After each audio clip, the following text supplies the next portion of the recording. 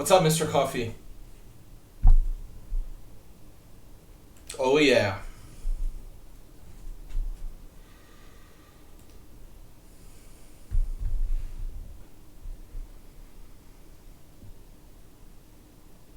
What's up? What's up? Don't mess with Mr. Coffee. Guided by voices.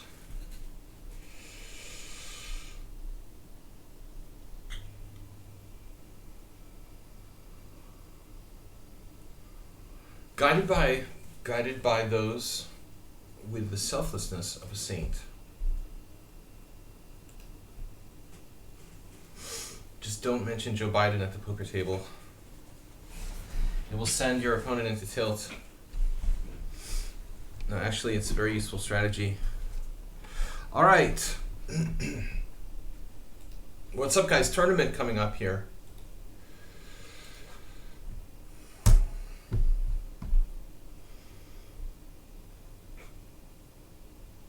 Tournament coming up. Tags. Strategy, indie, instructive, rapid, tourney, drinking for evil. Here's to evil. True evil. Alright. Let's get some chaos going on here. Jack 10, baby. What hand is most likely to crack pocket aces?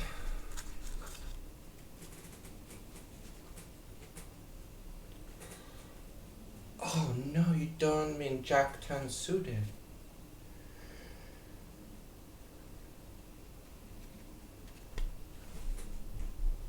Alright, don't tilt the Sladgie. Don't tilt the Sladgie. We've got tournament.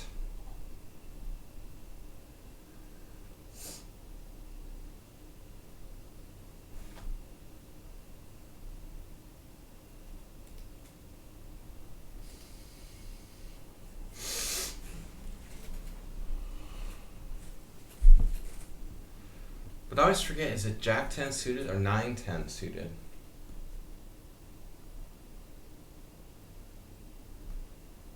I think it was Jack 10 suited, but sometimes I'm like questioning myself. The aces are interfering with the high end straight when you have Jack 10. If you have 9-10, the aces aren't interfering with their high end straight. So I don't know. I thought it was Jack 10, but it's possible it's 9-10. All right. Smart John, Mule Skinner, Astrobate, number 2011, Hamzama. Born in 2011, now 12 years old. All right, we've got Mule Skinner. Nice to see you, Mule Skinner. Long time no see.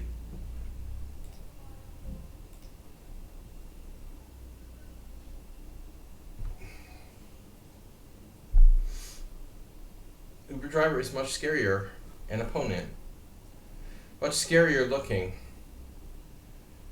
when you can see than when you're blindfolded. What's up, everybody? My bookshelf's still empty on this side, but it's full on the other.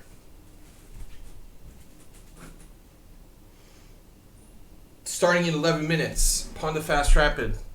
7 plus 5 Rapid, 7 rounds. Hello, hello. Future Master Knockout. Mule Skinner 71 subscribing for 60 months. 60 months, that's... Wow, that's a lot. This 100... wait a minute. 60 months is 1,800 days? That's impossible. That's impossible. That's 1,800 days.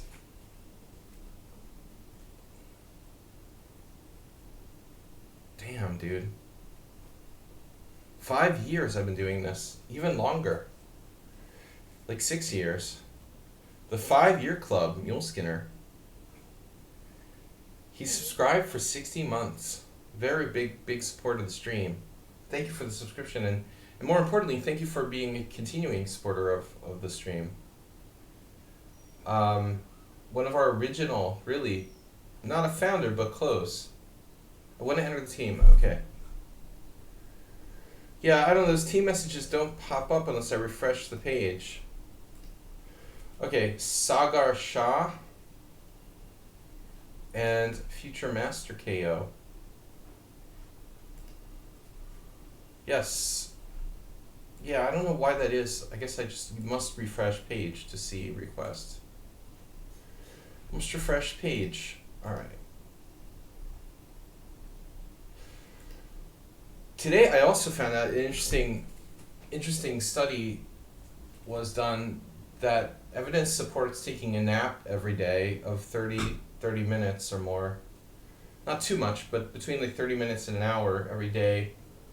It decreases the shrinkage of your brain as you get older. People who take naps, their brains don't shrink in size as much as people who don't take naps. So if you don't want your brain to shrink in your old age, make sure to take some naps. Resistance is futile. Pawnda fast rapid. Where is everybody? 8 minutes left. Usually they're coming in late. This is a Swiss. Keep in mind, last week we did Arena. That's more fun, but not as serious. You just woke up for a nap, see? I had a little nap. A little less than an hour. Well, you live in Spain, man. I mean, Spain is the napping country. Siesta. Siesta, baby. Spanish brains are bigger. Perhaps. Siesta makes bigger brain. Now, sleep is really important for regeneration. Not only for the brain, but for the whole body. Alright. I've got 3 viewers. Damn, dude. There's like more than 4 people in the chat. How can I have 3 viewers? Look, Mr. Coffee, Acerbate, Future Master KO, and Mule Skinner. That's already 4. And I guess that has to be refreshed. I don't know about this like Twitch like viewer counting. What did they do? They took away all my bots or something? Yeah, there's literally 3 viewers, even though Future Master, Acerbate, Mule Skinner, and Mr. Coffee, that's 4 already, plus Potato Boy. So how do I have 3 viewers, you know? There's something not right about these numbers. Somebody's not counting as a viewer. Maybe Mr. Coffee doesn't count as a viewer because he's a mod? Do you not count as a viewer because you're a mod? Is that the problem? Because mods are like classified differently? Oh no. Streamers and mods like are counted separately, which is really wrong. Well, if we get to 5 viewers, we're good. Mod bod. Alright guys. No politics today. Staff Bargain is here. I have 8 players in the tournament thus far. So Mr. Coffee, Philadelphia Open coming up next weekend, or this coming weekend. Good luck for you and Mr. Move 11. Move 11, so Move 11 got 3 out of 4 in his 3.5 out of 5 in his tournament at the Marshall. He's creeping up over 2,000 now. But I think he should be at least 2,100 by now.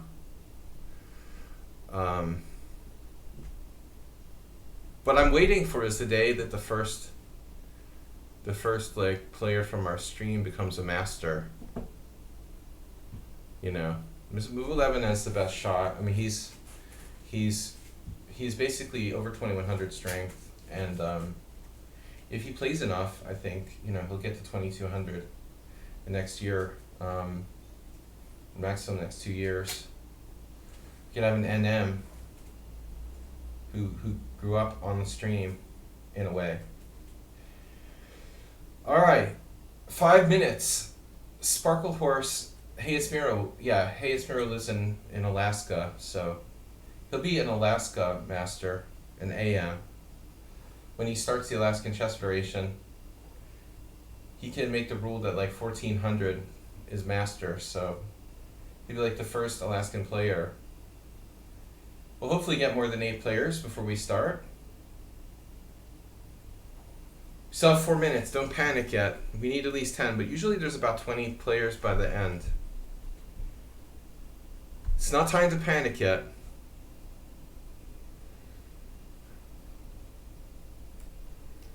If it looks bad, don't look.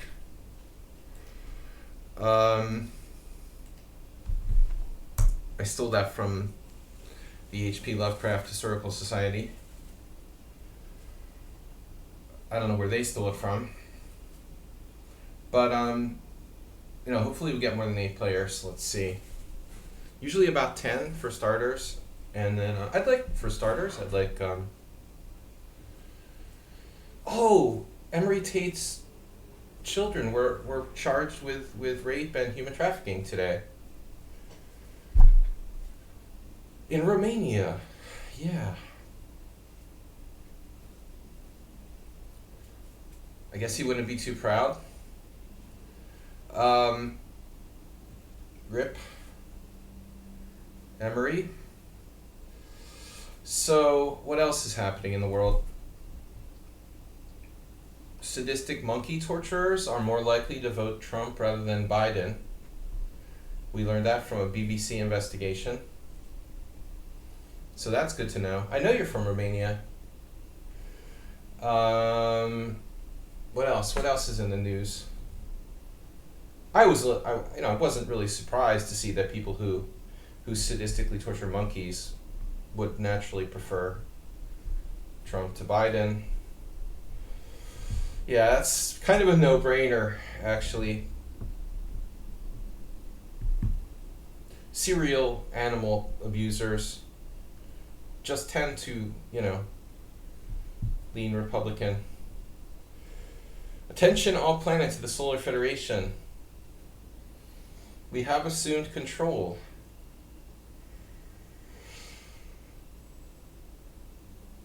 Alright. Yeah, thank God there's law and order in Romania. If he was in Serbia or something, it's do whatever you want, man. We'll just put people in they put people in meat grinders. Lichess anniversary today, 13 years. I've only been playing here since 2016. Does that sound right? 2016, I think. But there are some people who've been here much longer. Still only 8 players. What do I have to do to get people to play? Hello? Join the tournament. Shocky, are you in? Get in the tournament.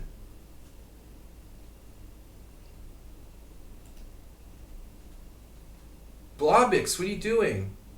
Get Blobix in the tournament.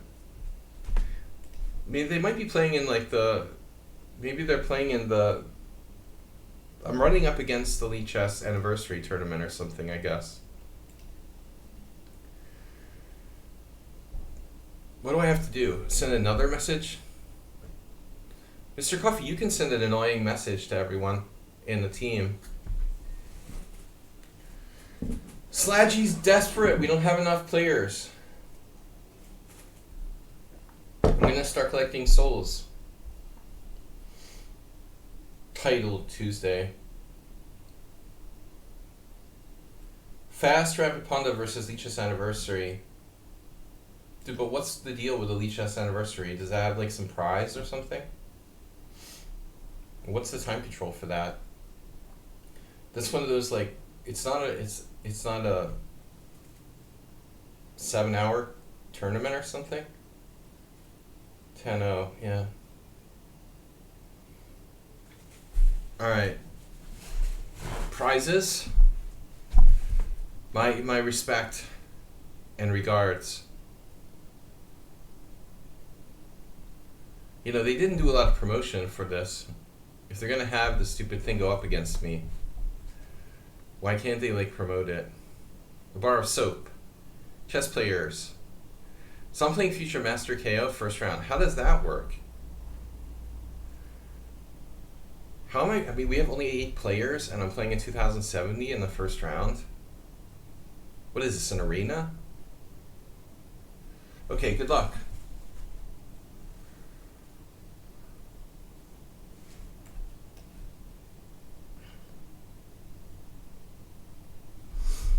Do I need to send another message?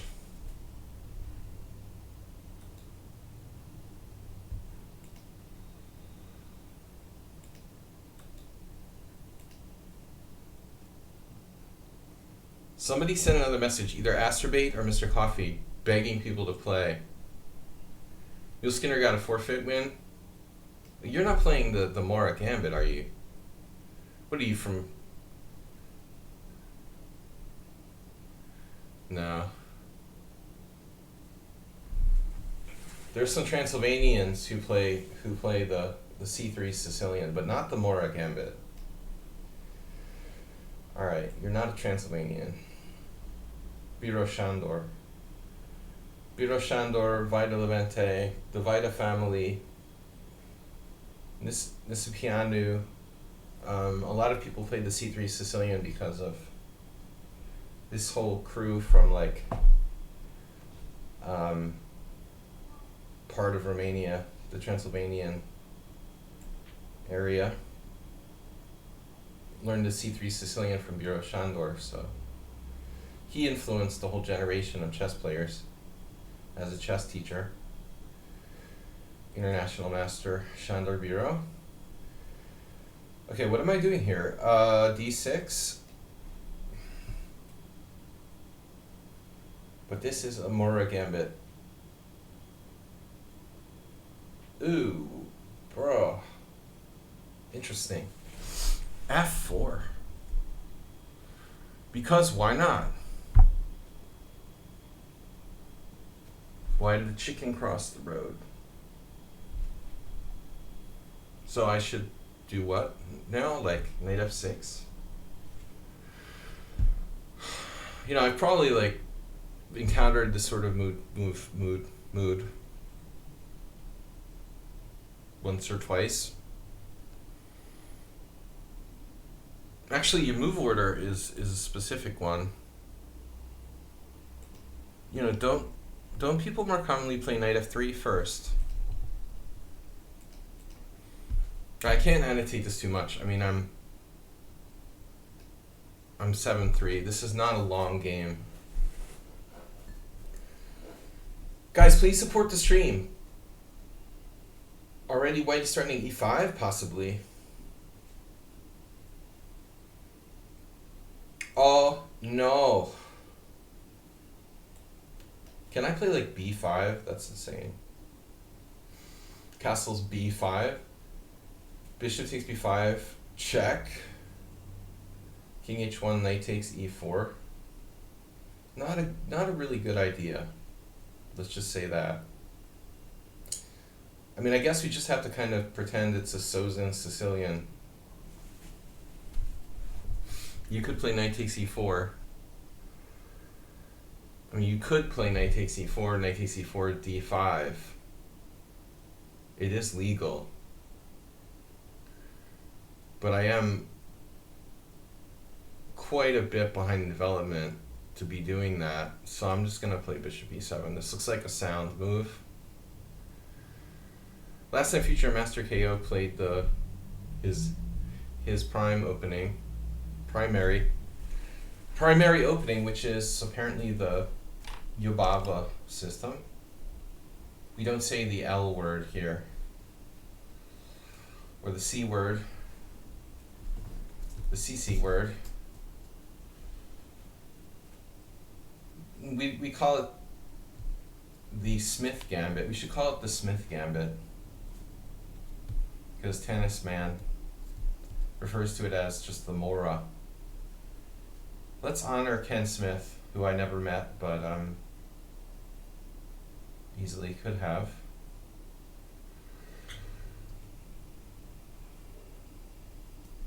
Ken Smith was still around in my early days, I suppose, but I never got out to Texas to play any chess in the late 80s. Please play knight g4. Okay. This move is a little bit acerbate-like. But I'll do it if you insist.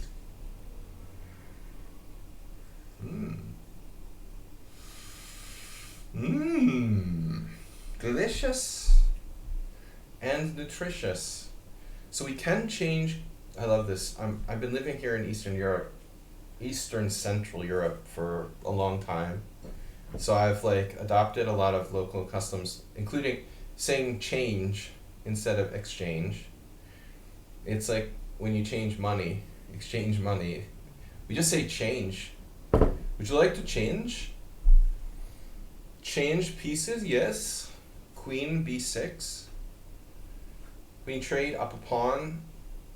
Not bad, but impatient, you know. And I think objectively it's probably a mistake. But we are a little bit, we are a little uncomfortable with our queen on d8 in the typical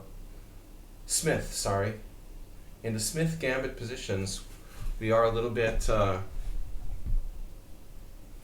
a little bit short of squares for the queen. So if I trade queens, I damage my pawn structure. And it looks kind of, it's not really good. I'd love to trade queens, but I just can't afford it. I can't afford to destroy my pawn structure. With queen b6, he'd have too much compensation. It's better not to do that. Chess teaches kids patience. Right, Esterbate?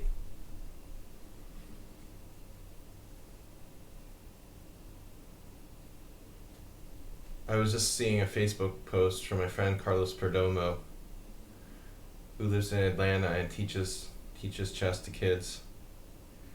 He's an IM from Colombia originally.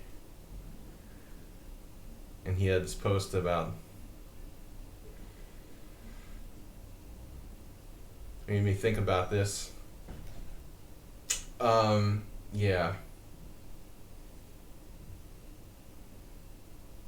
mean, queen a5 is definitely a move.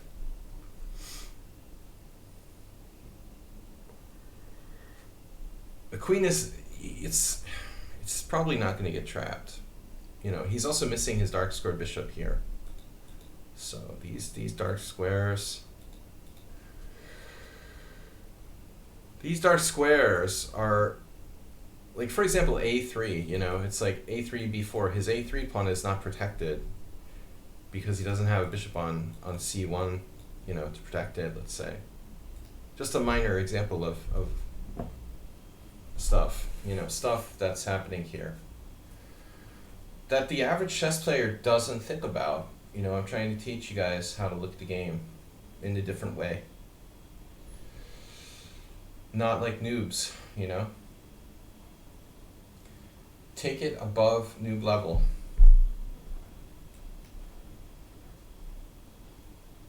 Another impatient move would be queen c5, although, probably not terrible.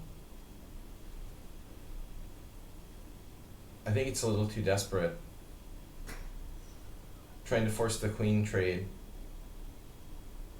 A little too hard. What if White plays f5?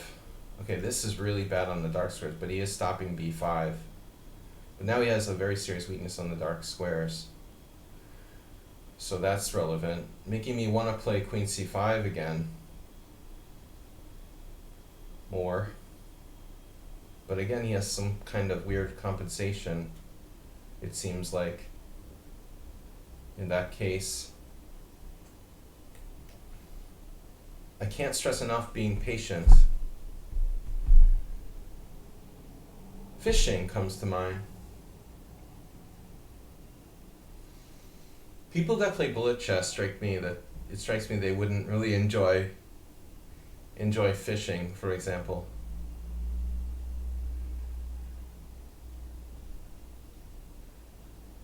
If it's short of players, I'll jump in. Jump in!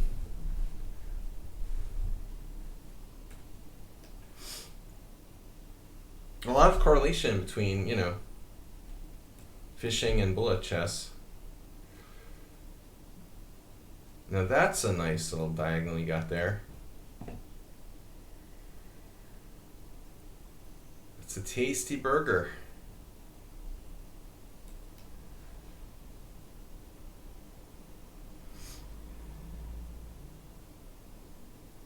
Now at some point, trading queens is looking more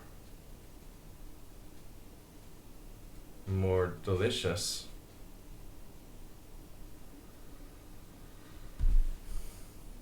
Our opponent's main weapon here is the clock, apparently. Alright, queen on a5.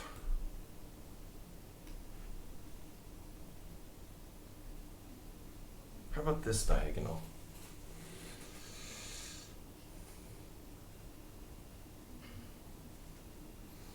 Or a Skulko. We have more viewers than players. We need more players. Anyone trying to join the tournament? I know that we have the lichess. There's lichess going on. Ah, wait a second. Open window. Someone is trying to join. Von Hersky. All right. Yeah, you can join in the next round.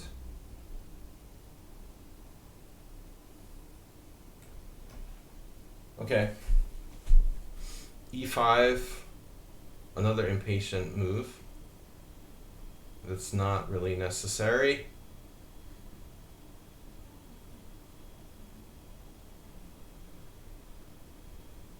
Oh yeah. All right.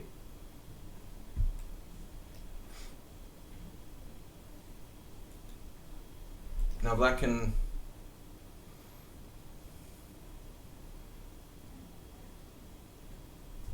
oh no, I didn't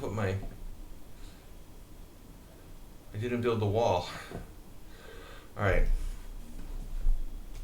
Neighbors here are pretty loud, so you gotta build a wall. Bishop b7 check.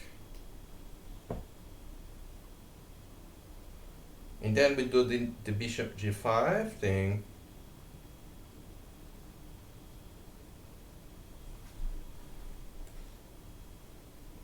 Speaking of impatient moves, that's a stupid idea, huh? Yeah, man. Bishop g5 is full on just dumb.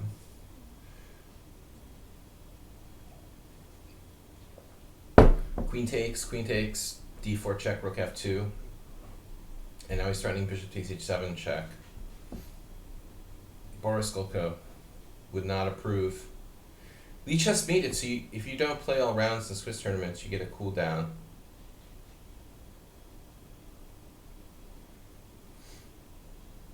That's hard to believe, dude. As if like Thibault would spend time modifying the code for lichess tournaments. Are you kidding me?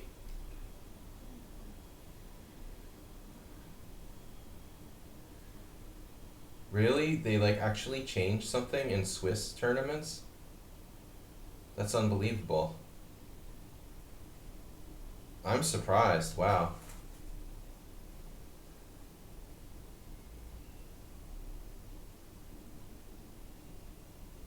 Well, it's been in place for a while. I didn't even realize.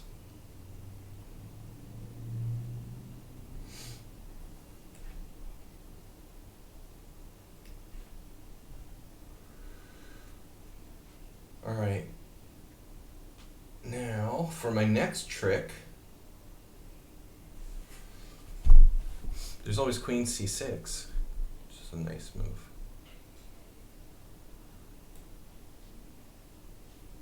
Oh, yeah, that's a good move you got there.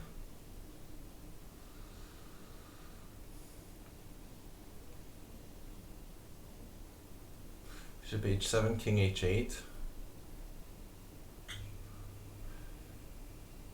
Ah, that move. Now your knight is pinned, though. Pindo. Pindo in the window. How much is that pindo in the window? The one with the scraggly tail.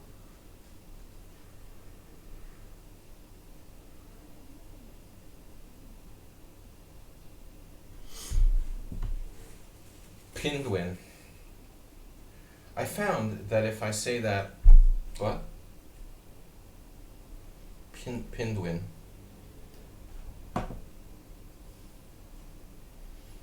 Penguin and Windwin. Arsenal fan would definitely play king e3 here. Where's our old? Alright. The Survivor.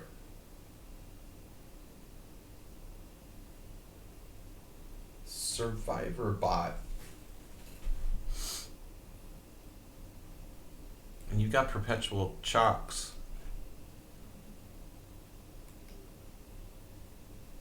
There are some perpetual chalks around here. Shocks. Perpetual shocky. Damn. Come on, where's the easy win here? This has got to be a joke.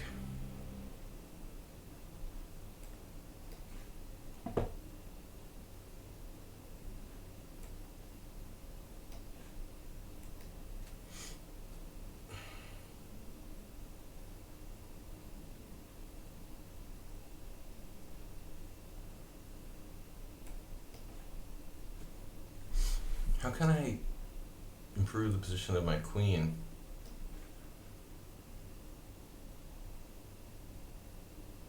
Ah. We'll do it this way. Run! Run!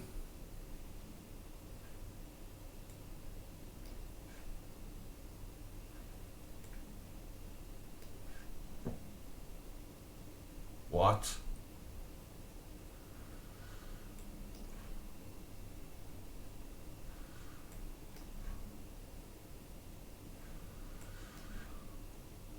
No. No. No.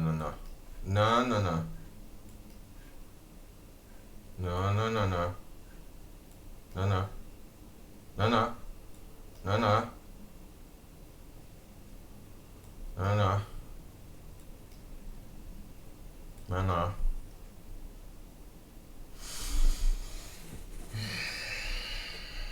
All right.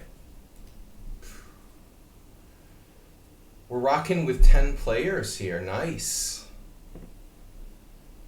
Neil Skinner got a forfeit win against Hamzama. No relation to ham sandwich. Smart John also with a forfeit? No, he actually played. So Shagar, who's an underrated Indian player. Wow, that's novel. Let's see, Stavvargan. Yeah, unfortunately, are you going to play today, Shaki? Shaki's not allowed to play because of the rules or whatever. He was coded out.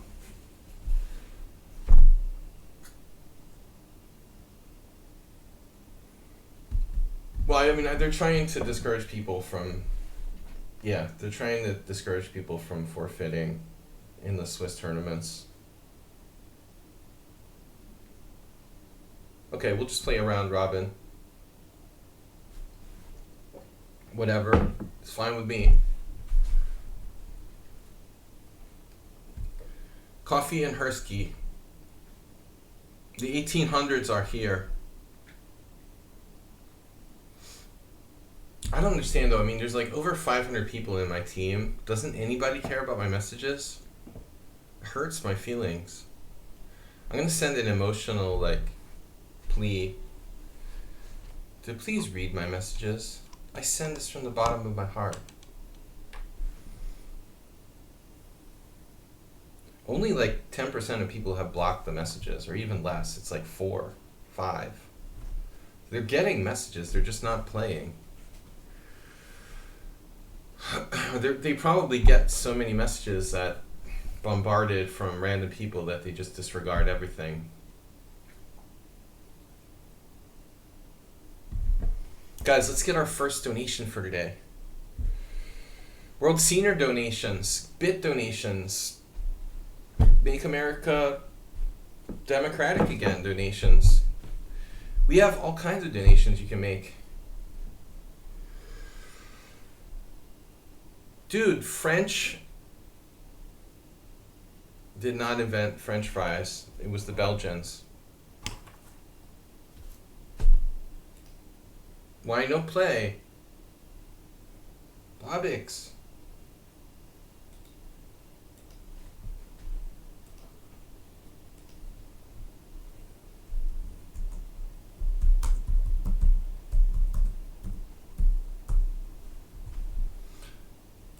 I'm gonna have to start sending like personal requests. I used to do that actually. I would actually message people way back.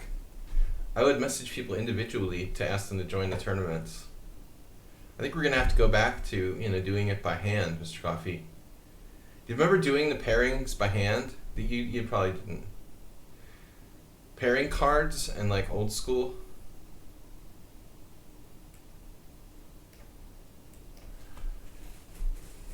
I remember the old school tournament directing. Although I didn't, that's a good move. That's a really good move. I also had a brainstorm today.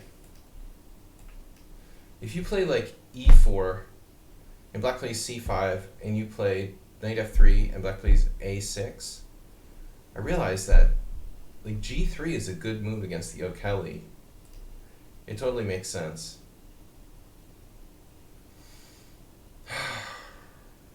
All right, Neil Skinner. Let's see your modern defense. Neil Skinner plays the modern. A tempo up. I didn't know you played the modern. It's the Bodler versus the modern. Keep it simple, No, people don't want to watch my stream because they don't want to learn how to play chess. God forbid. I was watching a girl streaming today, young woman, and, like an amateur player. And they were talking and they were like, oh, my favorite chess player, my biggest influence is Eric Rosen.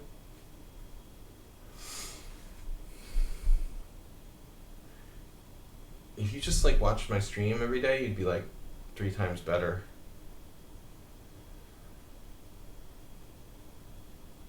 Join the cult of Sladgie. I'm way better than Eric Rosen. No disrespect, Eric, it's just not easy. Alright. Just saying. Deeper, more philosophical, older, more mature, and maybe not, but whatever. If you join the cult of Sladgie, Mr. Coffee, you weren't here the other day when I was joking about this, but I was thinking, it got me thinking, we should have like 3 levels of membership, like cultists, subscribers, and then like friends or something. But if there was cultists, it would be like Asterbait would be the first one. To be a cultist, you have to be a member of the inner cult. It's kind of like BJ's Wholesale Warehouse, the inner circle. You have to you basically have to be a tier 3 subscriber for at least a certain period of time.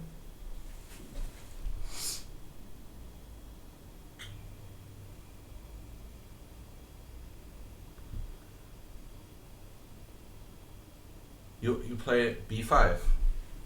Is that good? Yes? Alright, I'm gonna play some fundamental moves here. No f4. No, ultimately f4 would really be kind of a classical plan. This might be a mistake for me to play rook e1 objectively.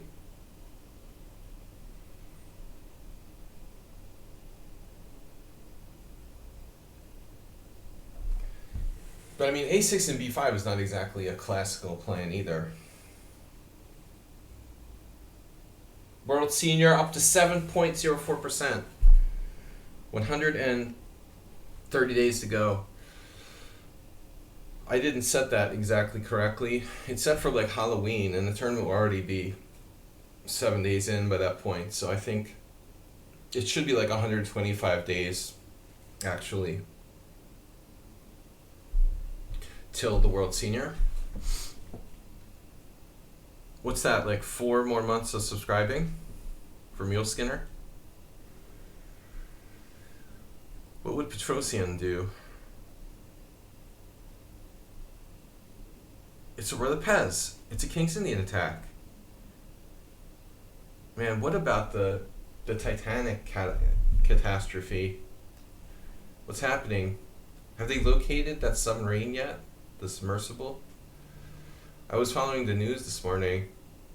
Dude, that's horrifying. Damn, dude. When you go in the submersible to visit the wreckage of the Titanic, they make you sign a disclaimer, like a waiver, and it mentions death 3 times in the first page of the waiver. This guy was saying, it's not like skydiving or something, far more dangerous. Yeah, well, one of the guys there is a billionaire, so I guess 250K isn't too much for him. So they're not even like full-on tourists. I mean, they apparently everyone there is kind of like legitimately experienced explorers, even the billionaire guy. Yeah, 250,000. It's not quite SpaceX or whatever. Virgin.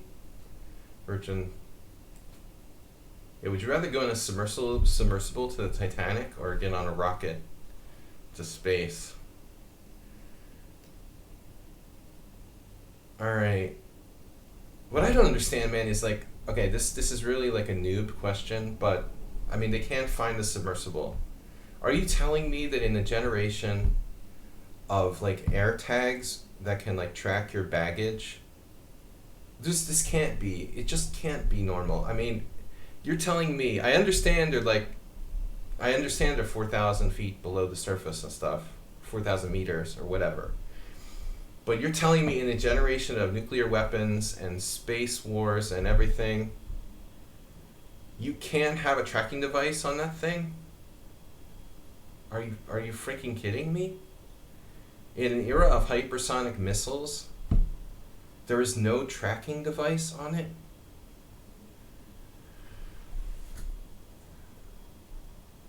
I know the Titanic is like on the verge of like disintegrating.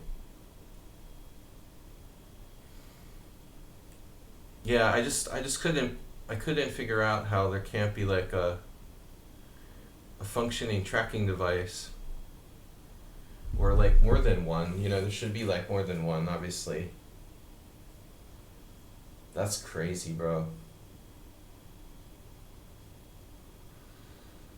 Well, I guess in trying to detect it, Pirox, I mean, like what Shaki's saying is like there's a lot of debris from the Titanic and stuff, so if you're just using like sonar or basic stuff, I mean, I guess there's a lot of shit floating around down there, and it's a big area.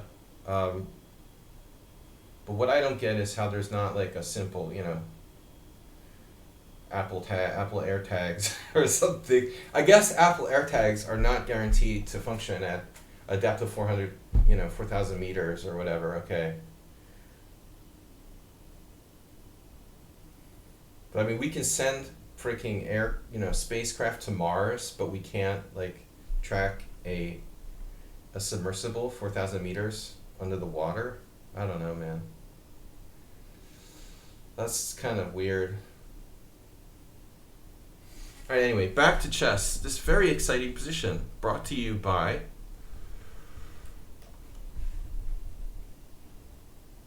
basically we're just jockeying for position and doing nothing. It could be, are they in the Bermuda Triangle? No, it's 900 miles off of Cape Cod. If I was still living in Massachusetts, I could have just like jumped in the water and swam out. I used to live there, so it's directly east 900 miles from Chatham. I can swim 900 miles, no problem. That's a hike though. Or 900 miles, I think, off the coast of. So it's like if you make a triangle between like the wreck of the Titanic, southeast Cape Cod, and New Brunswick, Canada. It's like a right angle. No, I think the aliens only operate like between Bermuda and the tip of Cuba and Florida. But that would be a theory. If they never find it, it'll be like that Malaysian airplane.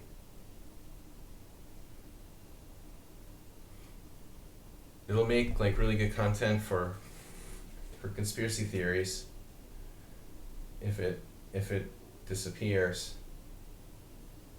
completely. That would be a good one.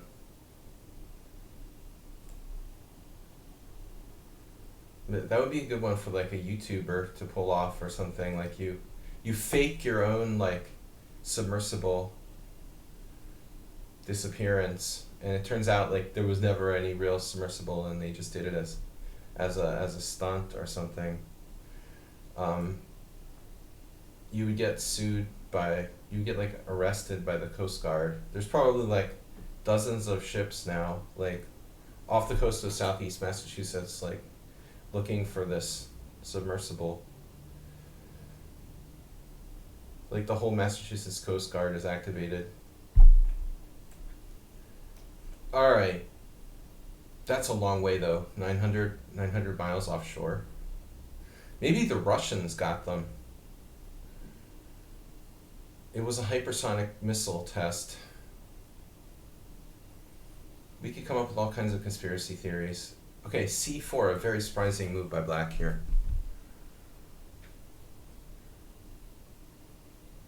Basically, conspiracy theories are like that. You just make them up to suit yourself. Suit yourself. Why do I want to play bishop d2? Is that even logical? I don't know what to do here. I really don't know what to do. This is a weird position, so you're just blotting out my bishop there. Okay, fine. You know, whatever. Whatever makes you happy.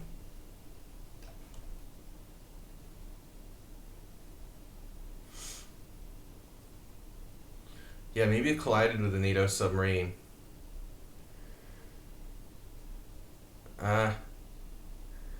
Do the Finns have submarines?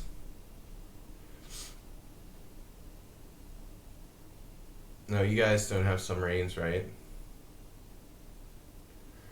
Well, it's international waters. Oh, Cheesemate's back. No, but submarines have fins. That's a pretty good one. Nice, immediately on the spot with a good sort of pun. Cheesemate, welcome back. With a gift sub the other day. He's back in action. Can you join us in the tournament, or are you working? Working? I don't like this move. I don't love this move.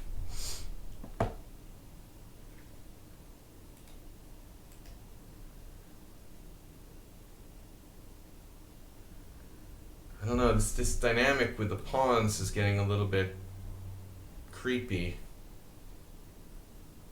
It's a good thing I've got bishop takes b6 if I need it. Maybe I need it right away. Need it right away. We should just do it right away. Screw letting him like go to like c4. Keep it simple.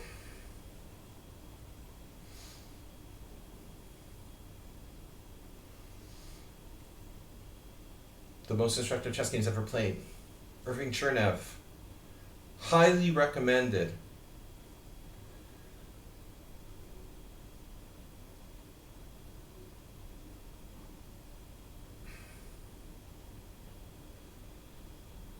I love talking about like current events while we're streaming. Today we've touched on Andrew Tate, monkey torturers for Trump, and missing submersible.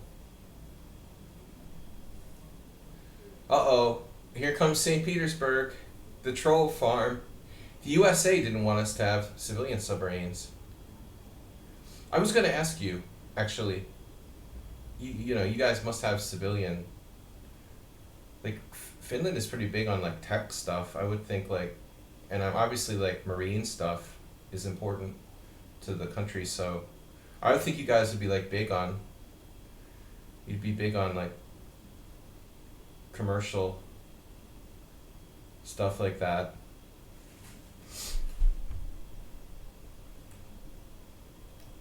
I'm liking where this is going.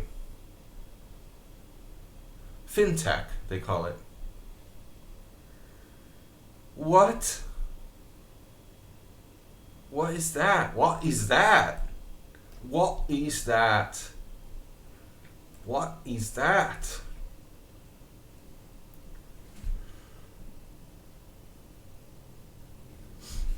I was wondering what FinTech was.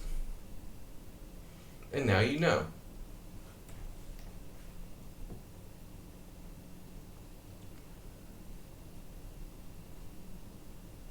Oh man, yeah, you guys would be just like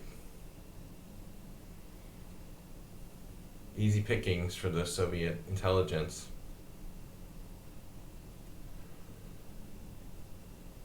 Oh, another news story while we're on current events. Something about the FSB or what, like the GRU or whatever you call them, tried to assassinate. There was like a failed assassination in Miami or something. This only came to light. It was like an old story that just came to light. Like the Russians tried to assassinate a former agent on American soil, apparently, but failed. Oh, it's getting interesting now. All right. What are we gonna do? What you gonna do?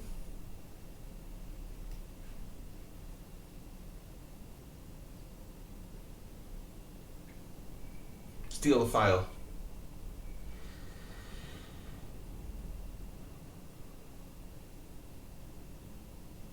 Cheatmate. I need you to try that. Nice try.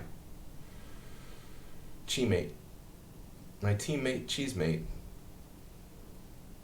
Actually, Cheesemate sounds like a cheese spread. It's like Coffee Mate, but with cheese. Rook takes the. I gotta make a decision quickly here. I saw this move.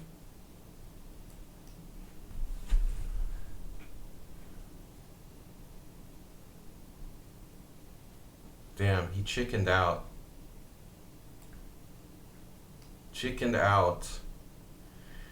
He had rook takes. I thought he had another idea there. He's just interested in improving his bishop, which isn't a bad plan, actually. It's a nice plan you've got there. And another tactic. Oh, he didn't do, he had bishop e7. And then if queen d7, he has, if bishop e7, queen d7, he has rook d8. And I would have to sack my queen. So Mule Skinner making like pretty serious but minor inaccuracies in time pressure.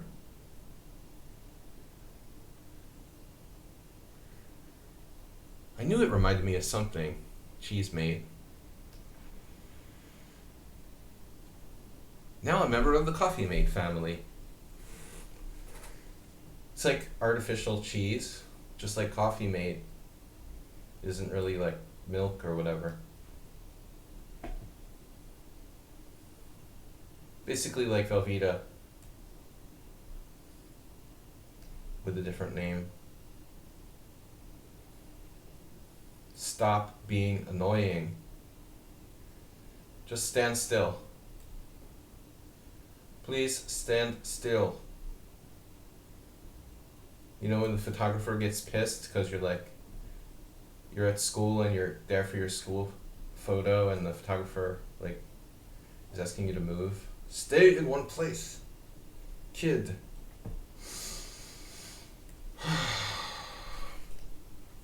All right.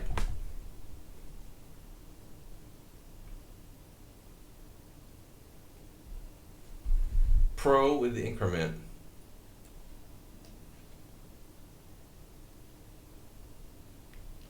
Two pawns up.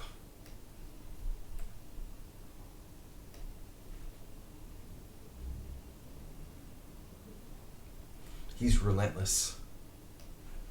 A relentless aggressor, this Mule Skinner. This game, I feel I didn't play that great. I just kind of waited for him to make some inaccuracies in an equal position. It's not really a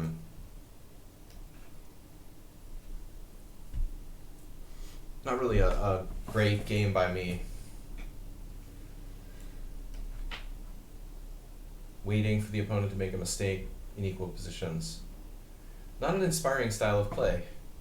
But I got stuck there after a3 in the opening. Honestly, you got me, man. I mean, a3 g6 is a really good move for black. I mean, anytime the opponent plays a3, g6 basically renders it like useless. It's not just about preventing b4, it's just like a3, it's always useless against g6. That's why like e4, c5, a3, g6 is probably black's best move. Yeah, it's just embarrassing. So Shagar is, you say Sagar or Shagar? Sagar. It's not like Hungarian. So he's streaming as well. That's cool. Shakis didn't join the tournament. He didn't have the patience to hang with us. But how long are you, Shaki, how long are you like cooled down for?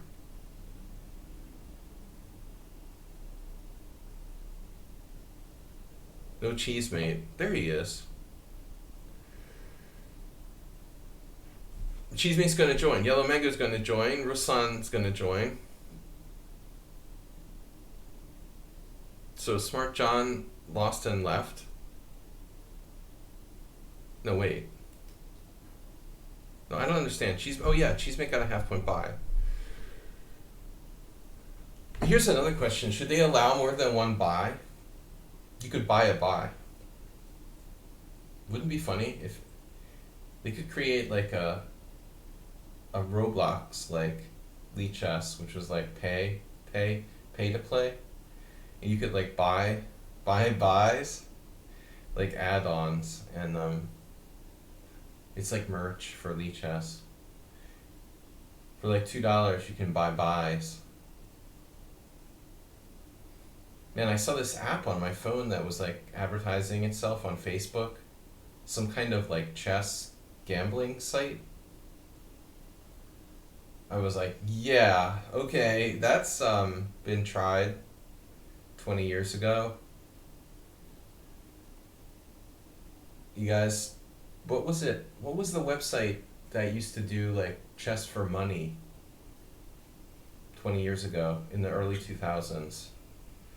Let's say like 2001, 2002, about there. Let's say around 2002. I remember there was this website where my roommate used to play bullet chess. You could play even like blitz for money. And I mean, I know there have been a few sites that have tried stuff, but man, it's just never gonna work.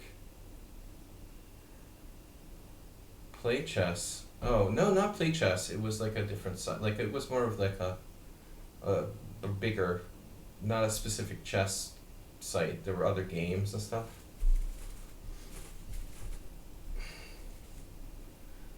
Segar Shah. Speaking of chess base, Knight f3 is the most depressing move ever. I've played it a lot, but it's hard to play against Knight f3.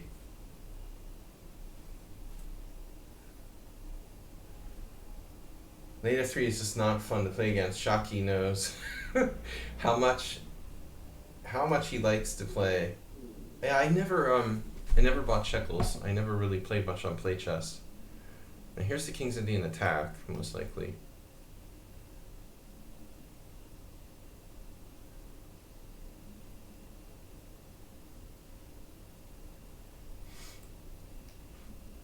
It is funny how little chess, what's it called, chess base changed, or play chess changed.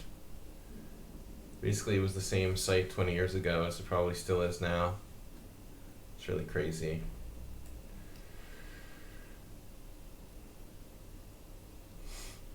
Yes, King's Indian attack.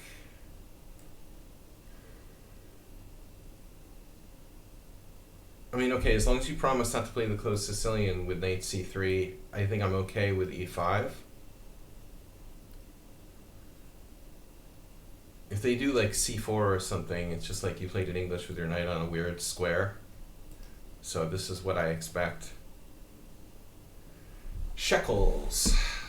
No, but wait, shekels? They had shekels on play chess? On ICC it was shekels. I never had like funds on play chess. I did have an account on there somehow at some point. I rarely ever played on play chess though. Never liked the feel of it, of the software. But it was okay, I guess. It was more popular with European players. Not so much with Americans. Nobody played on play chess from the United States, really.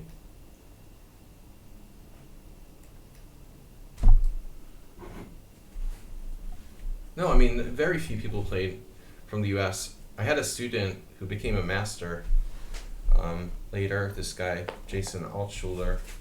I remember teaching him when he was like 7 years old, and we were like, he was like playing Blitz on, it was like 2001, and he was like 7 years old playing Blitz on play chess. But I don't know why. I guess just his dad bought chess base, or just bought like Fritz or whatever, and it came with it, and so he started playing on, like I didn't encourage him to play on play chess. He was the only student I had, you know, who like played on play chess. I think he's like 2300 now. One of my few students who became a master. It's not easy to make masters. But to be fair, like he also had lessons with Baba Kulyanikov. Despite his far right leanings, Baba Kuli has had a lot of success like teaching people. He was responsible like a lot for Jeff Zhang and others. Strong evidence that Blitz on play chess will make you a master. I guess you will surprise me soon. There's nothing to be surprised about. I had a game against the Hungarian WIM where I did like A5. I was on autopilot. That's like the worst thing you can ever do. But she played A3. You know, you shouldn't play A4 maybe. It's more of an old school traditional style. I like it better. Dvoretsky liked not doing knight BD2. I think maybe A3 right away, and you would just do A3 right away and B4. It's not clear to me if white should play knight on BD2.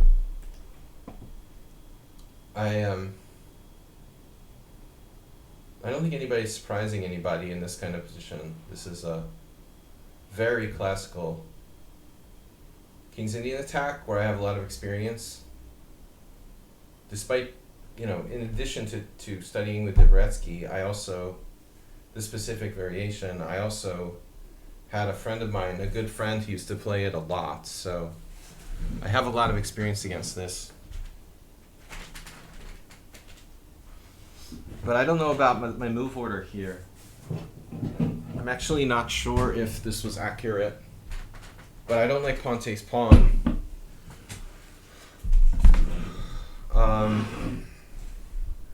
They did do pawn takes pawn. I mean, my big concern here would have been like you getting into d5, but I'm not sure if you can do it. Like knight h4. If white can pull off knight h4 here, can you pull off like knight h4 immediately without giving up your center? I don't know.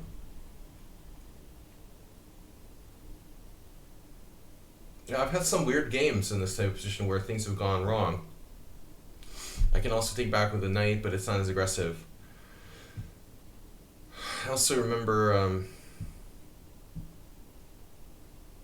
lots of games with McIntyre. I don't know if Cheesemate ever met him. He's like a FIDE master from Boston. Paul used to play the King's Indian attack all the time. We had games in this line, Blitz especially. You saw him, okay. He's a good player. I don't know what happened to him. I don't think he plays much anymore. But there was a time when I was working with him a little bit. Yeah.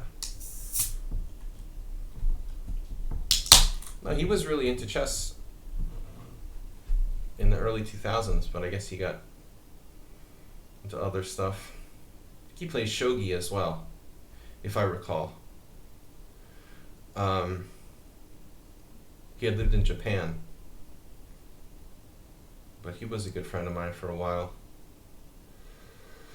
So d4, yes.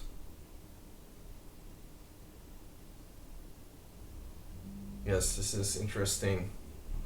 Is there an entry fee? Yes, 100 euros. Would you like to pay my entry? I'll wear like a t-shirt that says sponsored by Ripunj. My entry fee is sponsored by Ripunj Bansal. I can put like a patch with your name on it, on my shirt. Okay, I can play e4 at some point.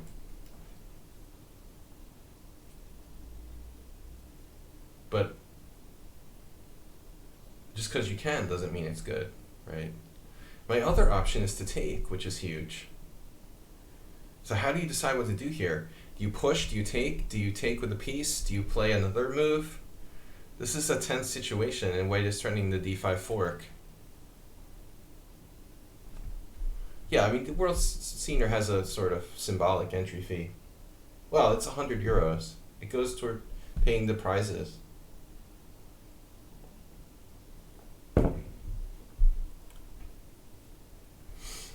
It's not, expensive in the sense of like big American tournaments or like poker tournaments or something.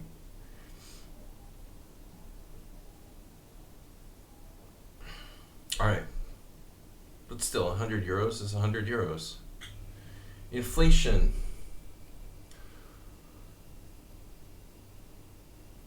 I have knight d5. That's a weird move. I'm just gonna push. Technically, I should want it to be unclear. And why is my opponent 1782 question mark? Oh no, he instantly played d5. But this is not you, Ripunj Bansal. You don't have like a second account, do you, or something? No secret accounts and any of that stuff.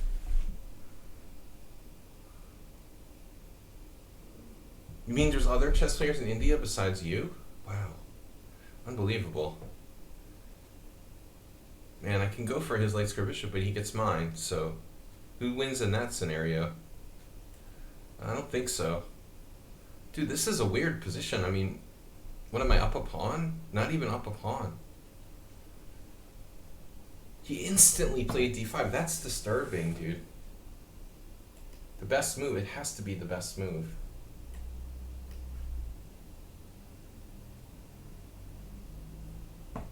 There are a few chess players in India, right?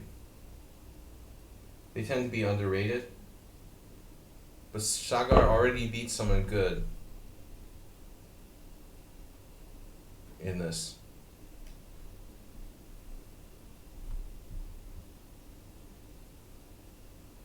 Not a typical position for the King's Indian attack. I mean, most people who play the King's Indian attack don't like it when it like blows open like this. This is a very, very open position, open center, you know, open everything for someone who's playing the KIA with white. Is there any rating barrier? No. No, it's totally open.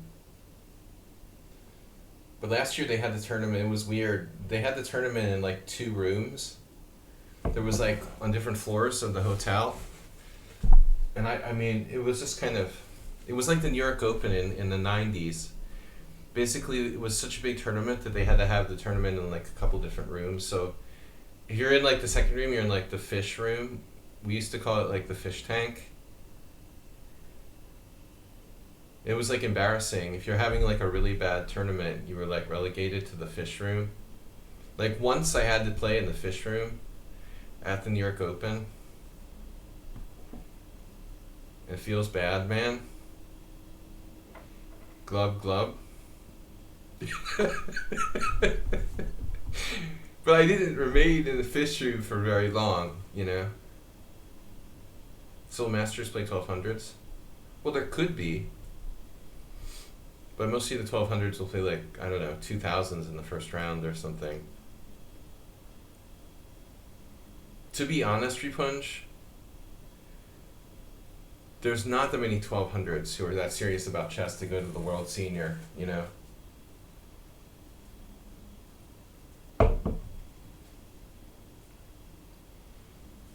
There are some players, you know, there are some players under 1800, quite a few, but not so many like down, way down under like 1400. And remember, it's not like, you know, older people have established ratings. It's not like there's some underrated old people whose rating haven't caught up with them yet. Right, exactly. Like you don't like travel to other countries to play chess when you're like 1200. There are usually like a handful of people who maybe like came with someone else. Somebody's wife is like a 1200, so they play because their husband's playing or something like that. But yeah, why is it that you prefer playing World Senior? Well, I played in a total of 1 so far. So I mean, clearly the statistics support that theory very strongly.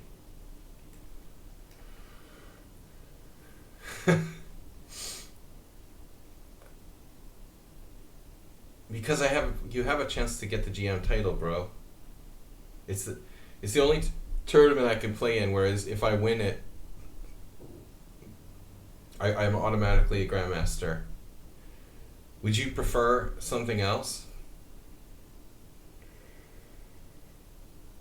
This is the only time in my life, man, whereas if I win the tournament, I become a Grandmaster automatically. I'll take it, you know. Next question.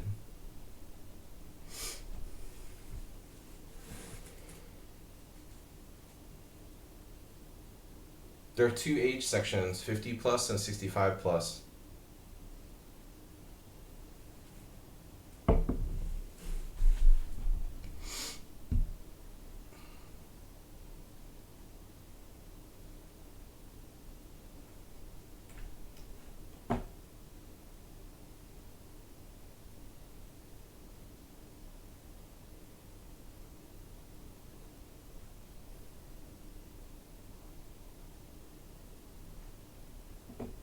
So this guy's real strength is 2000. He just doesn't have any rapid games.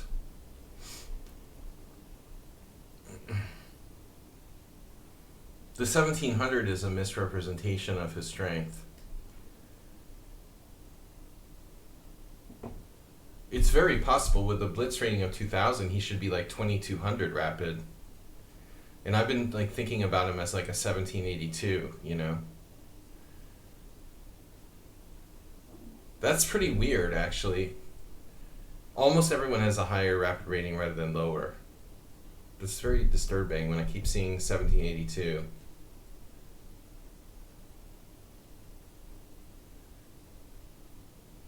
Rupunj, I give up, dude. You're brutal. Brutal. You're a brutal question asker.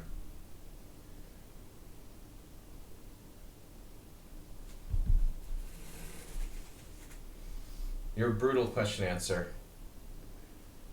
The first rule of asking questions is to like pay attention to the answers very carefully, you know.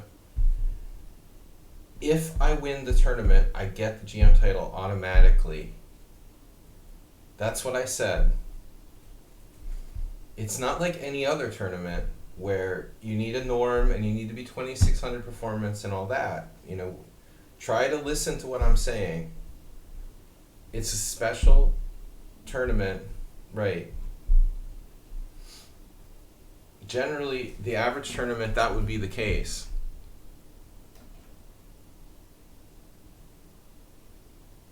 It's one of the only tournaments, the World Junior, you know, women's, I'm sure like, you know, there's some women tournament, maybe Women's World Championship or whatever.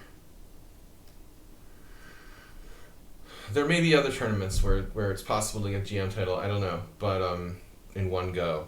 The World Junior definitely. Some World Youth things, I don't think so. World Junior, World Senior. I'm not sure if there's anything else. I'm not sure there's any women's tournament where it's possible.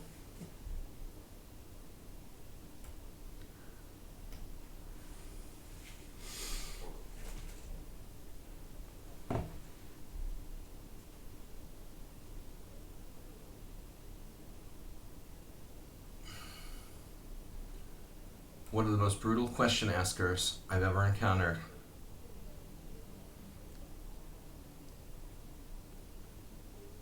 It reminds me of my son. You're not 12, are you? He's brutal with the questions, but he like trolls me to a point as well. When he knows he's getting on my nerves, he'll just do it more. Are we there yet? Are we there yet? Are we there yet? Like that sort of donkey thing. White's still hanging on.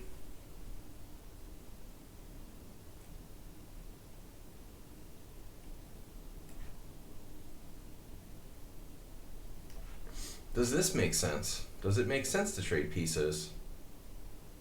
A special way to ask questions. We should have a title for the player who asks the most annoying questions. I love to encourage participation here on the stream. We have a special question asking title. The world's most annoying question asker. Hey, is trading pieces even helping me here? Let me ask the questions for a change.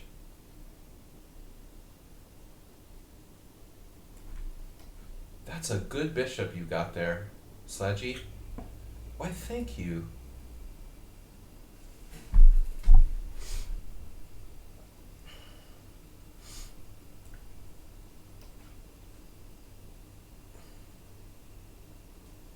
And he had a defense, right? Queen e3?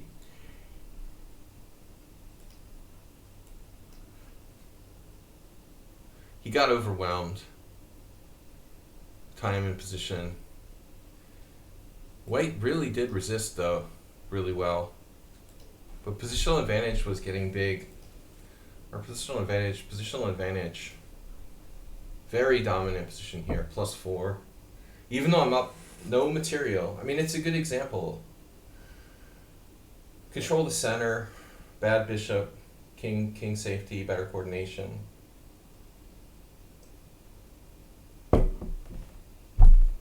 It's amazing though, you know. It just goes to show you, like, material isn't everything. Black has all these other advantages. Accumulation of small advantages. Yeah, good game. I mean, at the end, I thought you could still put up resistance with queen e3 because knight f3 check or knight e2 check. You know, your queen and bishop are protecting each other, so it's, you know, I could win a pawn. I could win a pawn with queen takes b4 at some point, like this. This is probably not even good because you have queen takes c6. But anyways, so it's not so easy. Let's see, queen e3. Queen e3. So my move was a mistake. Wow. So knight d4 was a big mistake. I was actually winning. I had a winning position, but knight d4 kind of gave it away. Yeah, I saw this. I was concerned about queen e3. It looks like after queen e3, it's not so simple, and I really don't want to trade queens. If I have to trade queens, I don't have as much advantage here. The whole idea of the safer king, like, disappears. Wow, an ongoing game. You ruin against Cheesemate. Nice.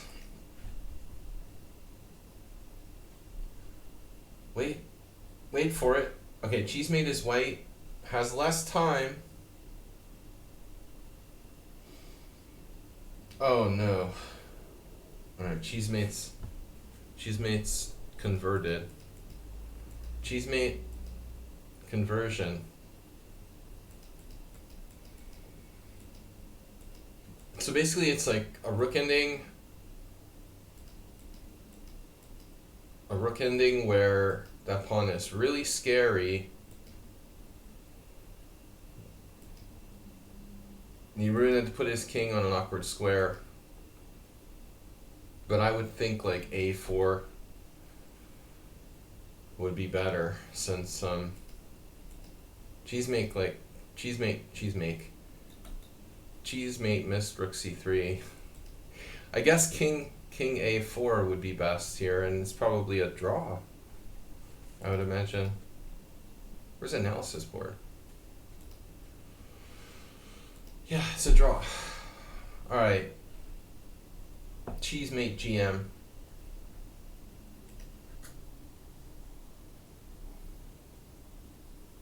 Next round in 2 minutes. Step Argan. Well, we've got a grand total of 15 players now. I don't know, I'm gonna have to start like sending out invitations by hand to my tournaments.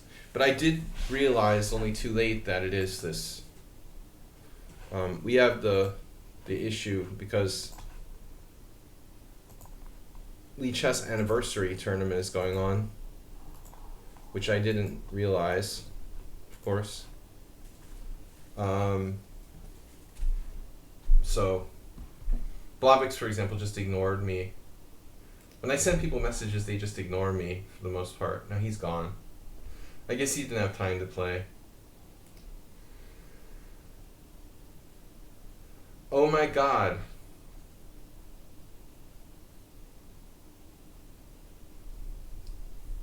Yellow manga. Anyway, it's just for fun. 7+5 rapid.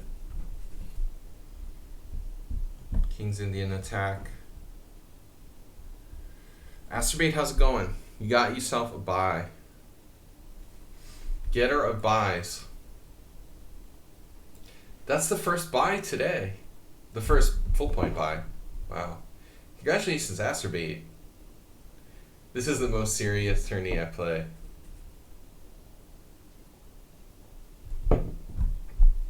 Can one get 2 buys? Nope.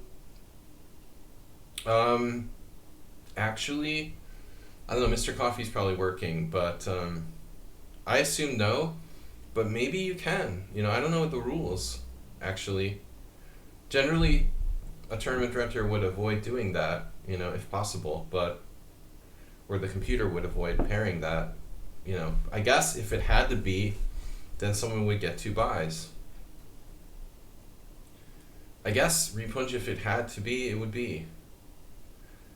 You're not supposed to have like 3 whites in a row or 3 blacks in a row also, but there are extreme circumstances where it has to be allowed.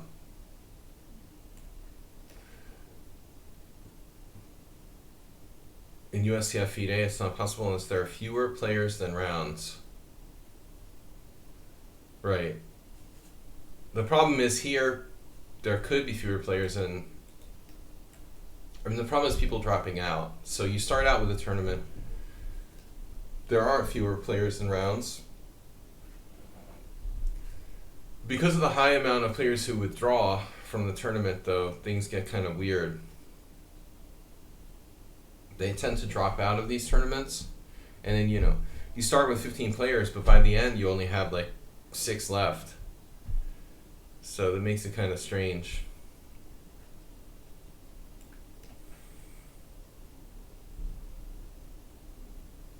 Acerbate, how's your reuptake inhibitor? Acerbate, a little slow on the reuptake inhibitors. Quit looking at the answers. That was like 10 minutes ago. Welcome to the conversation, bro. You must have been distracted by puppies. If it is a must-win situation, a world senior win the tournament, and you're playing a 2400 player who agrees to lose the game if you share the prize money 50-50 with him. No, I would never accept like fixing a game for a win or loss. I mean, I plead guilty to agreeing to prearranged draws. I'm not going to be like Karyakin or whatever and deny that I've never agreed to a prearranged draw. Because like every title player has probably made a prearranged draw before. No, I mean, I'm not a grandmaster.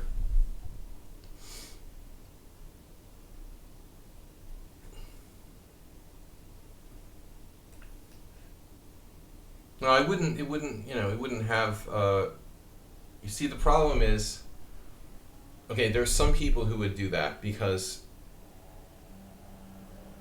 you know, they'll use it for like promotional purposes. But for me, it's more personal reasons. Yeah, I mean, I've never thrown in, you know, any games, and I'm not planning on being involved in arranging games. But, you know, I know that a lot of people would. Usually it's involving money. I mean, this is we're talking about the title. Yeah. No, I mean, I didn't try that hard to get the GM title, honestly. Man, somebody told me a story today which was shocking, but there's this guy from New York, Justin Sarkar, who he's been in IM, you know, almost as long as me. And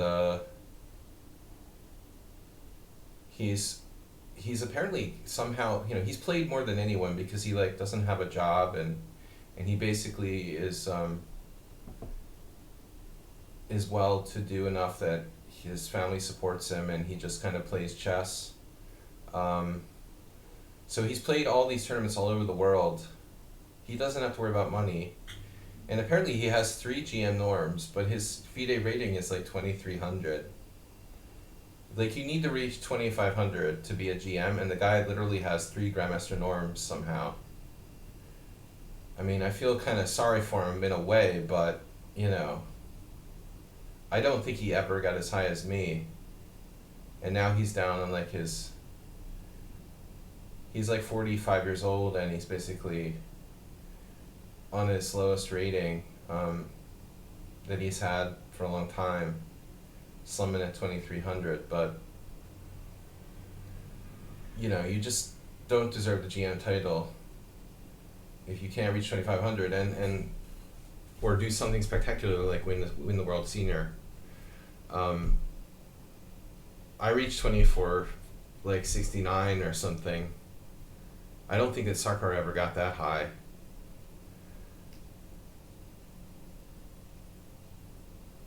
Alright.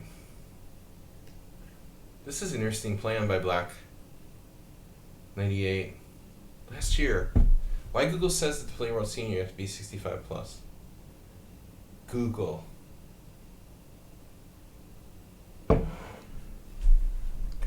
Because you're reading a Google link about the 65 plus tournament. Dude, why do you trust Google for stuff, you know? Are you like Gen Z or something? My 12-year-old son was saying this today. Apparently, like, Gen Z is like the dumbest generation of all time. Since the caveman. Since, like, Neanderthals.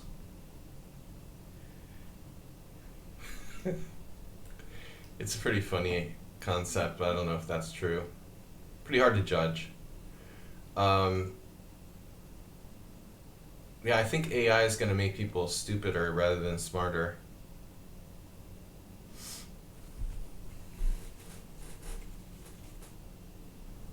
There are 2 sections, so, you know, you're just looking at the wrong one. It used to be 65 plus only, and then they changed it to 2 sections, like 10 years ago, or... It's only in the last 15 years that the World Senior has been in 2 sections. Prior to, I don't know, 2008 or something, it was only 65 plus Ripunj. But I guess they decided that life expectancies were going down, particularly in the United States, so we'll just make the World Senior, you know, 50 plus instead. That's correct in the 50 plus section, Ripunj.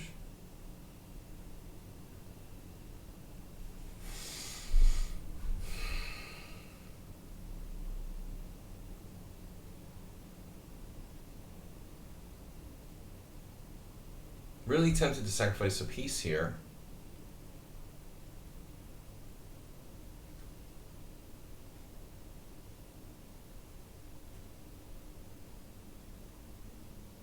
Really sacrificing a piece with knight g5.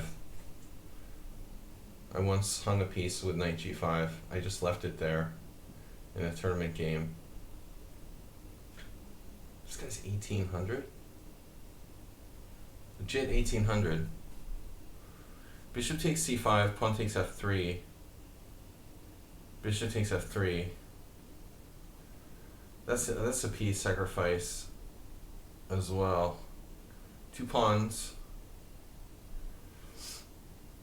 I can't really find the sacrifice I'm satisfied with here. Knight takes e4, takes, queen takes. Again, it's 2 pieces, 2 pawns for the piece, excuse me.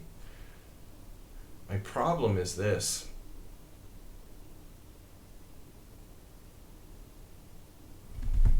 My problem is I'm just not satisfied with those piece sacrifices I can do there. So bishop shut down on g2. I don't love this structure, but I've got... I mean, black has really sold his soul to the devil here with a lot of weaknesses. 65 plus is so dumb for real.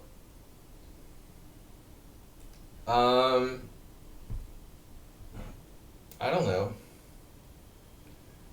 You know, traditionally that was like kind of American retirement age, but I don't know why that's like an international standard or not. French pensioners definitely wouldn't be satisfied. Yeah, no, I agree. I think 65 is a little excessive. They could have one compromise, like they could compromise and make it like 60 or something, and have one section, obviously. I think you want to, if you hold a chess tournament, generally speaking, you want to encourage as many people as possible to play. The idea of making 2 sections was to get more people involved.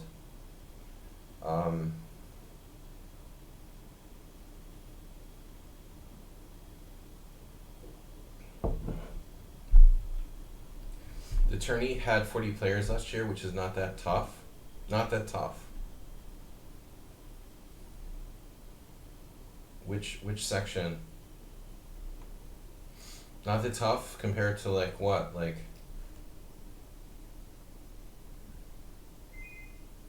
I'm gonna break out at the cost of sacrificing my pawn structure here. We're going for activity. We're going for dynamics over statics. Dynamics and statics. I never really was very good at physics, but I'm gonna take dynamics over statics here. He's got a lot of weaknesses with all those pawn moves, and he's gonna keep getting hit by like forks and stuff. If he tries to move his knight, bam, knight c7. If he moves his other knight, he drops the c5 pawn. So it's very hard for black to really like coordinate here. It's not easy, Repunish, to win a chess tournament with 40 players, 2200 and above.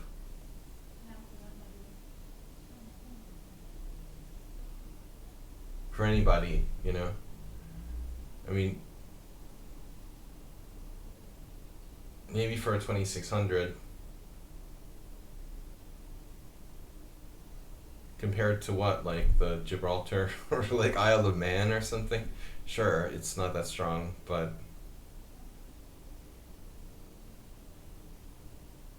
I mean, Struda had like a GM performance, I would assume, last year.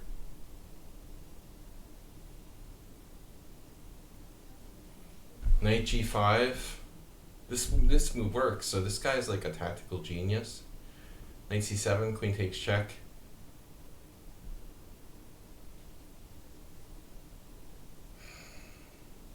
I do have knight g5, but I don't know what it does. I don't know what it does. That's the problem. The neighbors are getting loud. I have a wall I built. The neighbors start getting too loud. All right.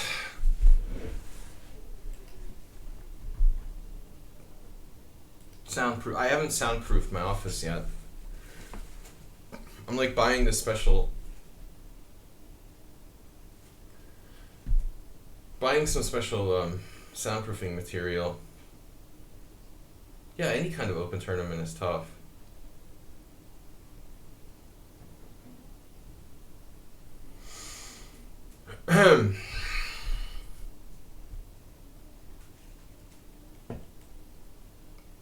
I guess my F rook isn't doing anything. My pieces are active.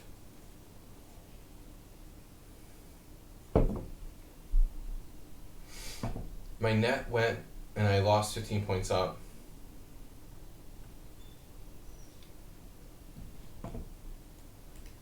Wow. Big thing you want to do is like turn that off. By the way, I just want to say, you know, it's good for like beginners, but that is like, to be honest, that's like one of the dumbest things I've ever seen for good chess players, you know, that like material count you get on like the phone app when you're playing and stuff. I've literally like never ever paid attention to that in my life. You know, you just, if you're paying attention to that, like you're definitely putting too much emphasis on material. If that's something that you actually think about, then you need to reevaluate your way of thinking about the game.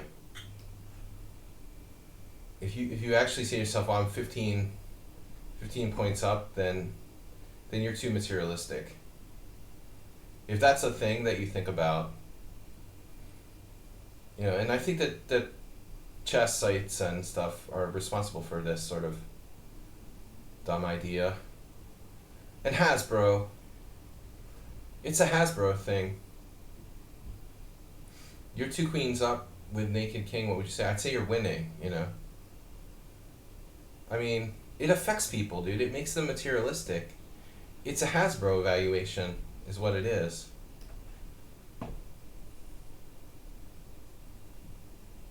I make the joke that it's like, Parker Brothers.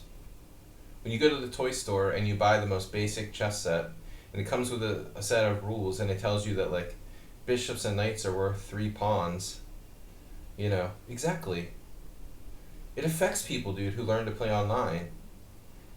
It's like teaching people to be materialistic, is what it is. You're literally teaching people to be materialistic.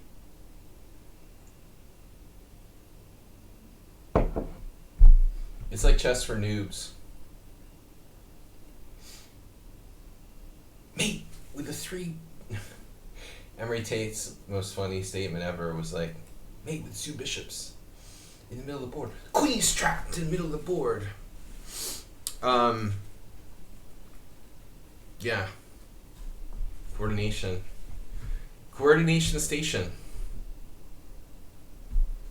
For example, coordination is more important than material.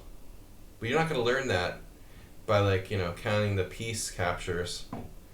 The piece count. The other thing is the evaluation bar. Fun fact, people who, sadistically torture monkeys are more likely to vote for Donald Trump. No, I'm just kidding. No, fun fact, I've literally never ever paid attention to the evaluation bar while I'm playing. It's funny, on other chess sites, I think on what was it called? What was that John Gustafson site? In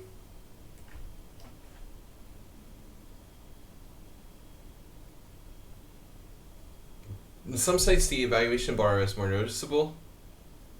What's the other site that Chess.com bought? Not Play Chess. Why am I blanking on this? Chess24. I totally blanked. I don't know. I totally blanked. But yeah, on Chess24, it's really more... Maybe it's just the setup I have here, but... No, on Chess24. On Chess24, it's really noticeable for me. The evaluation bar that goes up and down. They have it on lichess, but it's more... It's less distinct, you don't notice it as much when you're analyzing game. I just don't pay attention to it at all. I think I played on the site for 2 years before I even realized there was that gray evaluation bar. I must have been analyzing and playing on the site for 2 years before I even realized it was there. But the piece counter only shows up when I'm using my phone app. And it's amusing, It's the kind of stuff that, obviously, okay, it's useful if you're a total beginner, but there's a lot of people who go way beyond that level and they're still thinking that material is the most important, literally, kids and people who are starting online and they're literally 2100 strength, and they just firmly believe that they think that material is the most important thing in the game. All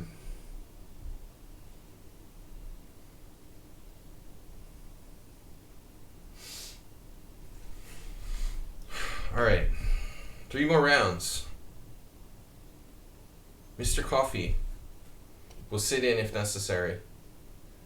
Asterbait got a win against Repunj. Oh, Asterbait, that's what happened. Oh my god. No way, Asterbait took you down. You got disconnected. Wow. Well, at least it was Asterbait. So Future Master played 1 game against me and left. That's disappointing. Hamzama said he's sorry for being late. Smart John played 1 game and left. Repunch just came. Yellow Mango showed up and left. So we're basically playing with less than 10 players at this point. Mr. Coffee's just a filler. Your ruin is even gone. I don't know, your ruin lost to Cheesemate on that endgame blunder and got depressed and left. Guys, please be the first person to donate. It's a new week. Send Sladgie to the World Senior. We're gonna make it this year. Repunch asked about last year. You know, I finished 13th last year. You weren't paying attention, or where were you? I finished in the money, man. It was a good result. It says 18th. Dude, I was seeded 18th. You're such a noob. It's unbelievable. It's unbelievable what a noob you are. You're an incredible noob.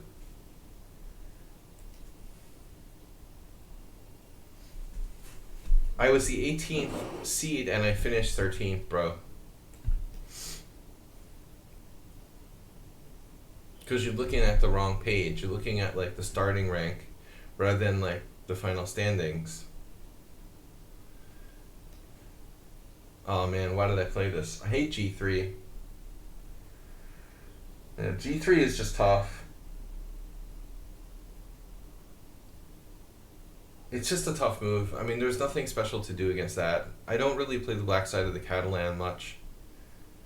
So I'm stuck when I face G3. I don't really have a good repertoire here. I don't really have a repertoire, to be honest, against G3. I was thinking something funny though. What would happen if I were to play knight to C6 and you were to like take on B4 and I would take with a knight? Would you play A3 there and then I would play knight back, and like would A3 even be a useful move for white? Let's just do this for fun. Okay, a little experiment at Cheesemate's behest. No. For G3 play H5. I haven't had enough beer for that yet. You know, Sagar, I used to play like H4, H5 just every single game as a kind of like, you know, handicap. But Cheesemate's too good for that. Okay, so now we're transposing to a literal BOGO. Literal BOGO. The literal BOGO. Sladgie Caruana. 2007. Or something like that. You're playing like the main line. I've played this line a lot with white, never with black. I had a funny game. I don't know. I've told this story like a million times, but I'll tell it one last time. There was a famous game I played against an English master, an older English master, in like 1993, where I was white, and Charlie Hertan wrote an article about it, the tournament, in Chess Horizons magazine, which was like the New England chess magazine in the 90s, and it still exists, but it sucks now. Anyway, Hertan wrote a really amusing article about the whole tournament, but I had this game where I was white in this variation, and the old man I was playing against, he must have been like in his 70s or 70 or so. He seemed pretty old. But he was 2250, 2300, I don't know, high 2200s. He played the Queen E7 BOGO, and then he was like taking forever to make his moves. I was just walking around. It seemed like one point I walked around during one of his moves where he spent like 25 minutes on one move, maybe half an hour or something. And it was so long that I came back to the board in a position like this, and I was like, I don't know, I hallucinated that he like played Queen E7. And I wrote down Queen E7 on my score sheet, and I just started to think. And after a couple of minutes, I made another move. And he's like, what are you doing? I said, oh, I thought it was my turn. And I tried to make 2 moves in a row. You know, it was crazy. The guy must have thought I was on drugs or something. But it was just like, he was taking forever, you know, to make his move. And the queen was actually, he had played D6. So the thing was, his queen was like behind this pawn here. It was kind of hiding, you kind of forget like the queen was on e7. I don't know, with the pawn on d6. Anyway, it just like it totally was insane. But I really believe that he just made the move queen e7. I sat down. I didn't even look at the clock, and oddly, speaking of Hertan, I had this position with Charlie, where I was white too. I've only ever played this line with white, but I never really had great results with it. The problem is the white's bishop is bad, and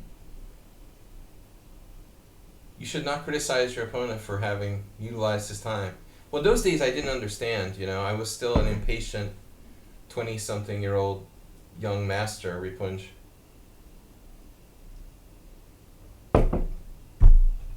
But, b4. b4 or not b4? That is the question. How can you play b4?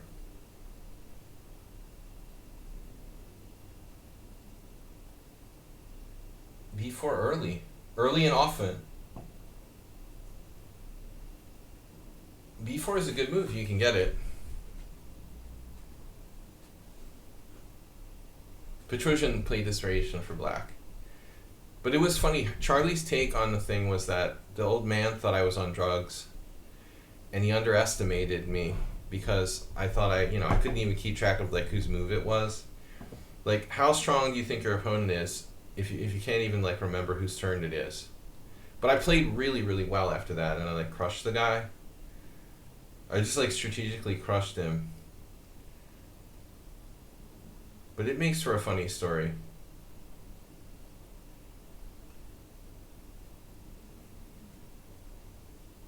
All right. Yeah, have a nice bishop. Have a nice day.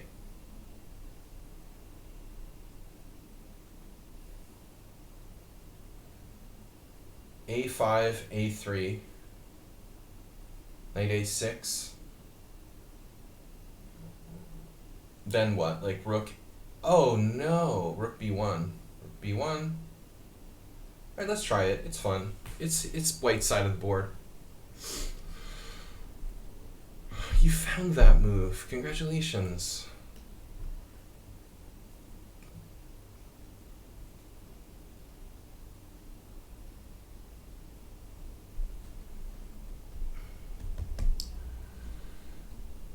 That's what they say anyway, Ripunj. But you would think like the more you experience, the wiser you would get. Some people that are stupid never get wiser, you know. I mean, I'm sure every day you meet people like that. I'd like to think I'm a lot wiser than I was. I have other problems, but I'm definitely wiser than I was. In that respect, older people have an advantage. But maybe the youth's advantages outweigh.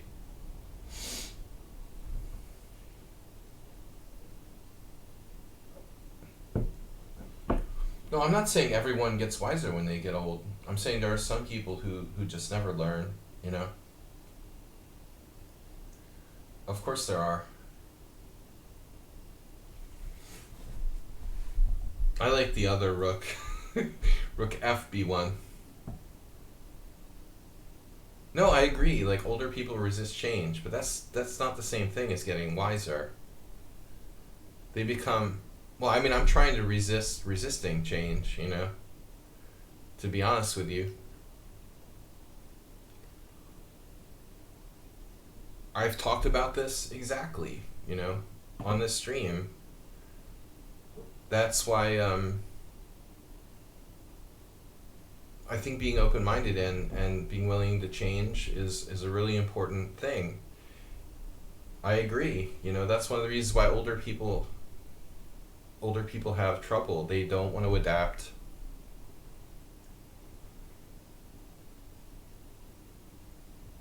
There are definitely advantages and disadvantages in getting older.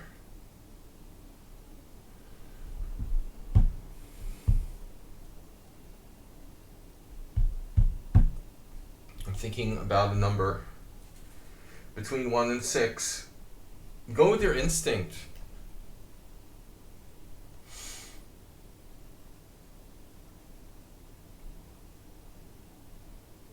Dude, there's a lot of stubborn people who always think they know everything at every age. I would look for creative thinkers, who,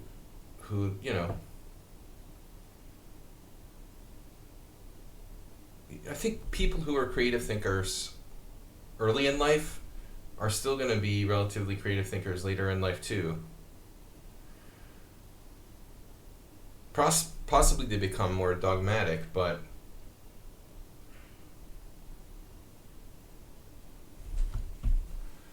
alright, anyway, that was a nice philosophical discussion. It was nice having a philosophical discussion with you, children's. Okay. But Cheesemate's a good player. He has good fundamentals. He could be a master. Probably. We haven't played that many games, though. Only 19 games. This is game 20. I don't know Cheesemate well enough, as some others. There are people here on my stream I played 300 plus games with. But I think he has very good fundamentals. He's a tournament player, but I don't know. He says he doesn't play much.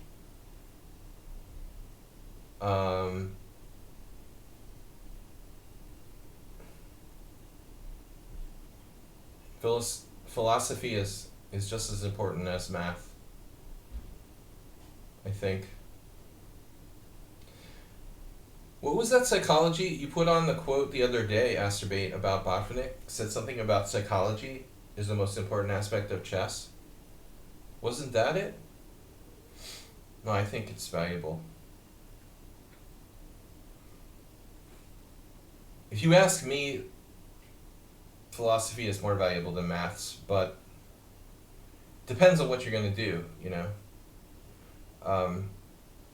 I guess if you're going to be an engineer, then math is more important. I think in general, philosophy is more important because the philosophy applies to everything. So what are we doing here? We're going for the blockade. What did I say the other day? Patience.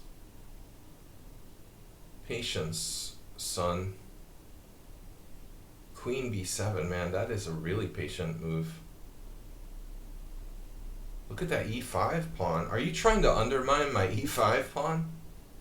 Is that what you're doing here?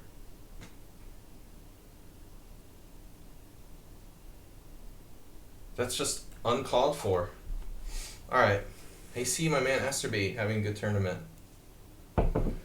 Man, he crushed Repunj. Crushed him on the clock. Now we're going to go into a position only a computer could love. Do I put my knight on b4 or we go for the big one?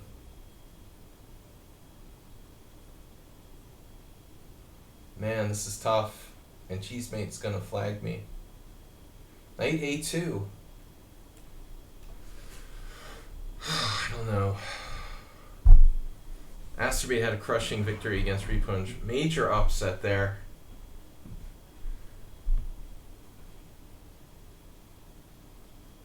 I wonder if you had to play Yasser Seirawan, like which side would you rather be in this position?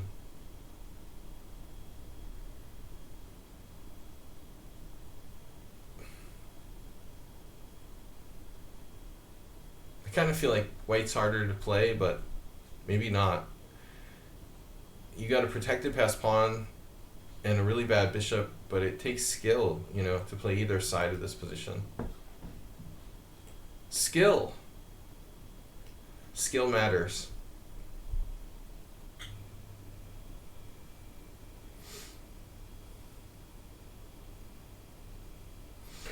I mean, I would buy to that degree somewhat Repunj. I mean, if you constantly hang out with people who are weak players, there may be some truth in that.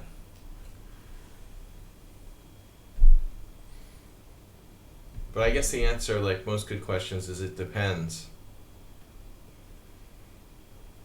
If that's all they do is like teach beginner players all the time. The guy I don't like, Donald Trump. No, don't tell me. I don't want to know. But no, I don't mean discriminate, dude. Don't mention any names. There's a lot of people I don't like. So there's no need to name names here.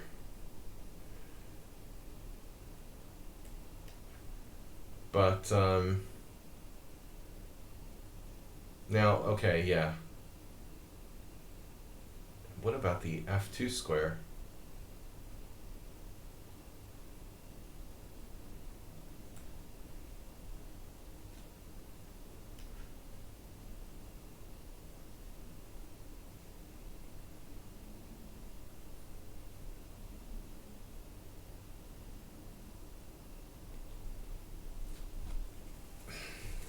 I don't know, for some reason, whenever someone has a protected b pawn, a protected past b5 pawn, I always think of Yasser. Plus, it's a Bogo Indian. But,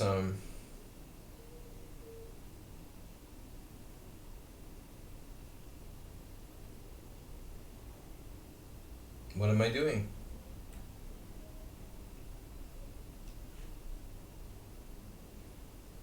Bozo Indian.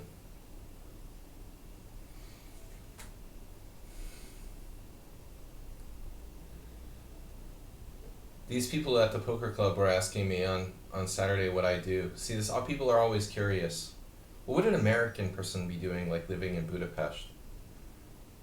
I clearly don't look like a businessman. So what could I possibly be doing? You know, I always joke that I'm a CIA agent, but they don't believe that either. Alright guys, back to tournament. I have to run, be right back. I'll get forfeited. Will I get forfeited? Wait, I'm not gonna get forfeited, right? If I'm late to the game. It's not a... It's a Swiss. I don't get forfeited. It's not an arena. I'm gonna be late a minute.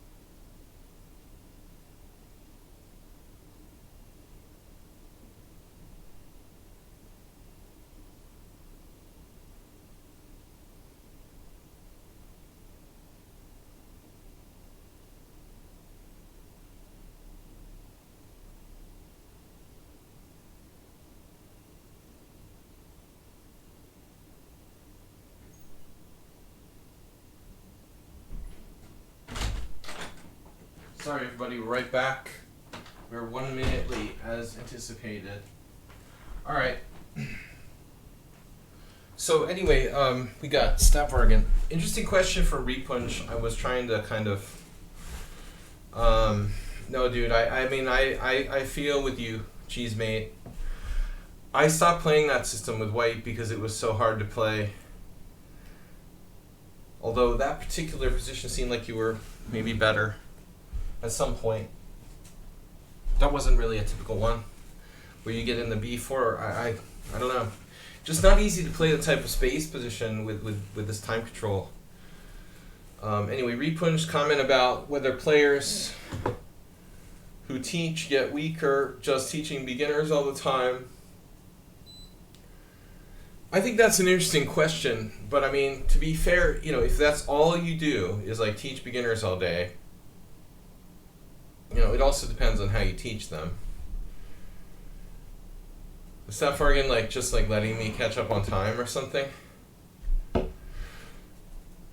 I try to do stuff, besides just teaching, to keep myself a little bit more in shape. Playing online and is that mattress giving the door extra protection? No, it's like a temporary. It's a temporary soundproofing. I'm still working on soundproofing the door. I'm waiting for the special soundproof. There are these soundproof foam things. But until that, it's my it's a very artificial soundproofing.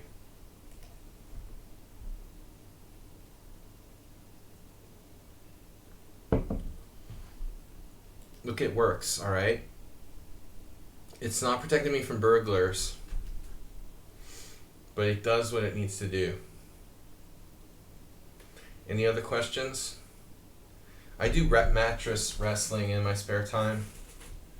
You can stay sharp, I think, and teach chess, but to be fair, I've dropped, since I started teaching chess full-time again, my FIDE rating has dropped from 2380 to 2335.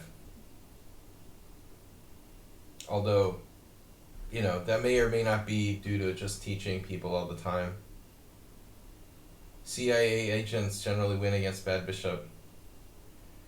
Dude, I've lost enough games on the white side. I was just mentioning that I played my old friend Charles Sertan, who was a solid, really strong FM, could have been an IM.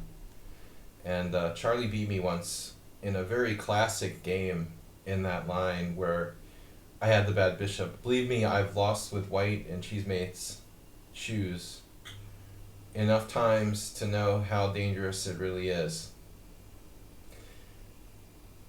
Speaking of Irving Chernev, this position is reminiscent of a very famous game. Rubinstein Schlechter from the most instructive games ever played. I mentioned it already. I was just doing a video about a Rubinstein game for chess lecture. If one is a chess coach, he can't afford to refuse students below a certain if he wants money. Bro, if you're charging Lev Albert, Bruce Pandolfini level money, I guess you can refuse whoever the heck you want, I mean, there are some quote unquote elite chess teachers who are making a ton of money, especially in New York City, those guys who are famous, and they could probably pick and choose who they teach. I don't refuse people based on rating. I don't, I'm not trying to build my reputation by necessarily only coaching, some people do that, only coaching aspiring children and stuff. But I don't refuse people based on their level. I'm willing to start with beginners. I'm also willing to work with people who are master strength. Yeah, this is a classic position. Okay, let's play like Rubinstein would play. Would Rubinstein give up his light square bishop? Because I've done this before. We've had this before. What would Rubinstein do? You know, there's an awesome game I just analyzed. Again, for the site I mentioned, which I don't, you know, really, I'm not a shareholder in chesslecture.com, so I'm like a contractor. They pay me, I make videos, I'm not an owner of it, so I've never dropped below 2300, except when I was like, 20. Actually, I did. When I was first rated 2330, I dropped down to like 2285 or something in the early 90s, Repunj. So and it's really stupid, by the way, like FIDE could easily have an updated rating like history. Like, dude, in the back of every Informator they had like the rating list. Like, seriously, like a really diligent person could construct like an ELO rating list going back probably until like 1980. But if you go to the FIDE rating site, they only show until 2000, which is like absurd, I did drop down to like 2270 or 85 in basically 1993. Actually, yeah. Maybe it was later. No, it was later. It was like 1995. Around 95. That's why I didn't get the FM title in 1993. I should have had it in 1993, but the U.S. Chess Federation didn't apply. I had met the requirement of 27 games over 2300. The U.S. Chess Federation didn't apply, and I didn't get the title, and then I dropped under 2300, and so I didn't get the FM title till I re-emerged over 2300 FIDE again like 2 years later. So I had a period of like a year and a half where I was jonesing under 2300. I don't know, man. I mean, that's not accurate. Again, I lost to a lady. Well, maybe that was her. I have lost to people who are like, 2100s. Yeah, a few.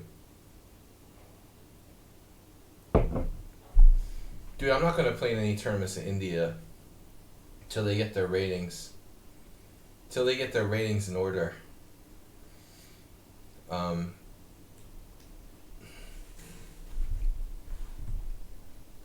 Right. I mean, it's crazy that FIDE doesn't have a list of ratings before 2003. That's obscene. It's pathetic, dude. It's pathetic. I think that it's just, there's no other word to express than that's pathetic. Like as if like FIDE ratings didn't exist before 2003. It's so insane, dude. Wait, they didn't have computers in 2003? What happened? Did someone like delete their hard drive, or they didn't back up their data in 2003? Dude, that's like a joke. I mean, whatever.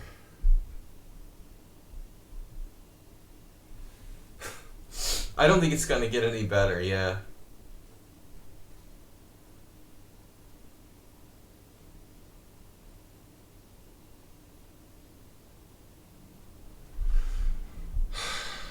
I saw this game, Aronian versus Giri. The advantage for white here is I don't have a bad bishop and you do. You gotta do the Giri maneuver. I wanted to play queen b3, but I have a little problem with the knight fork on d2. By the way, I just want to make a comment. This is a really annoying position to play in a fast time control.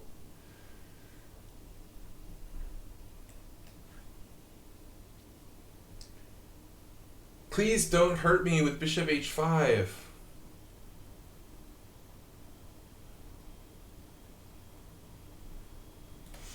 No, I mean, I don't... For me, preparing for the World Senior is thinking about my opening repertoire. That's the thing I did last year. I incorporated a new opening into my repertoire, which was the Queen's Indian Accelerated Queen's Indian, which I had never really played before. So I figure you want to have like a surprise or two, up your sleeve. But it's one tournament. What am I gonna do? I was thinking of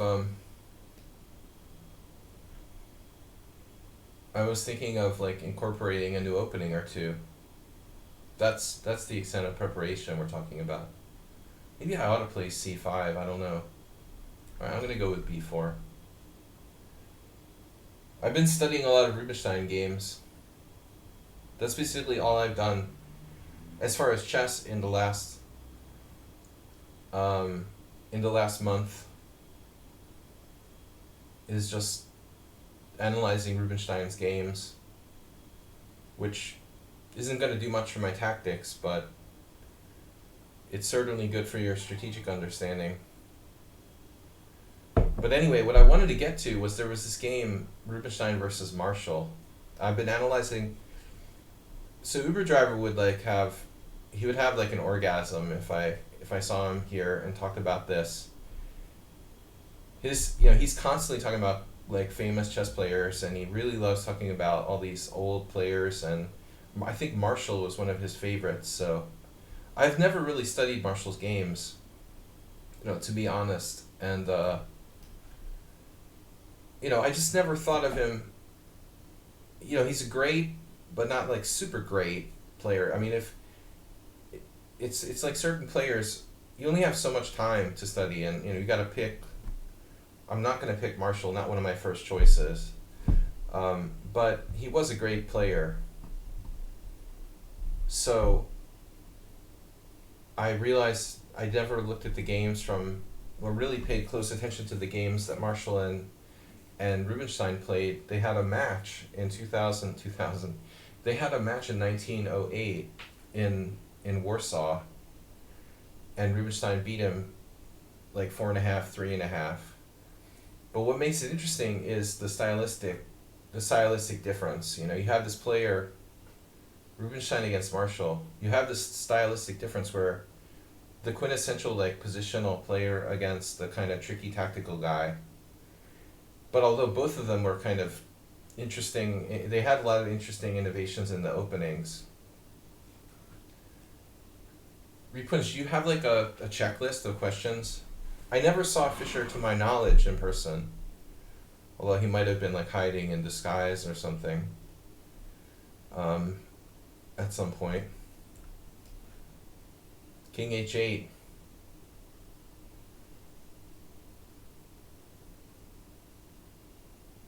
Fischer was here while I was here, for a long time. In 97 and 98, but I never personally ran into him. He could have been around the corner for all I know. I told you, I've told the story a lot that he called my friend's house while I was there. I told this story a million times. And he called his house and asked him if he would arrange a match in Iraq with the approval of Saddam Hussein. Like he wanted to contact Saddam Hussein. That's my only direct contact with Fischer, like being in the same room when he called on the phone, I've like, 1 degree of separation from Bobby Fischer. Or I have friends who went to a Mexican restaurant with him and analyzed with Peter Lako, 1 degree of Kevin Bacon. But I like what we're doing here. He's angling for g5. That's dirty pool, old man. The angler. They call him the angler. The anglerfish. I want to play g4, but how does it work?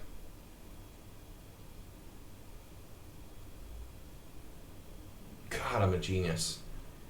Sometimes I scare myself. Hey, I want to trade off my own good bishop for this guy's. This is a stupid move. Or is it? I'm either a genius or a fool. Is that guy a fool or a genius? Unclear.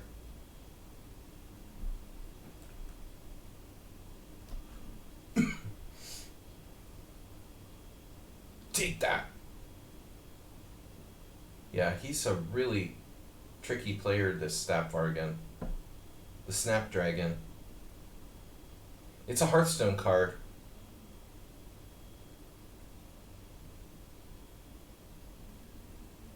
See you later. Needy. The girlfriend's getting needy. Don't be greedy.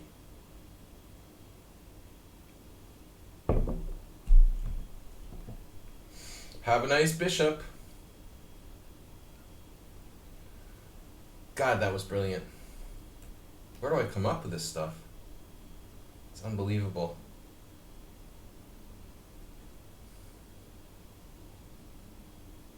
What a brilliant game. You see what like studying a few Rubinstein games does for you? God, I'm a genius. Alright, I'm gonna do this, and if you want to sacrifice a piece, you can do so. You're fully allowed to do that.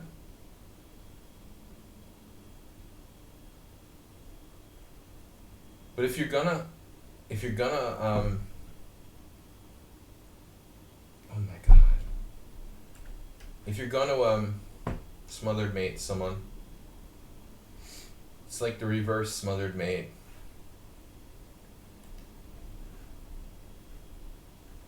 The reverse smothered mate. Tezik Man. Sorry it took me so long to accept you. Tezik Man submitting a game. Thank you, Tezik Man. Guys, don't forget to donate.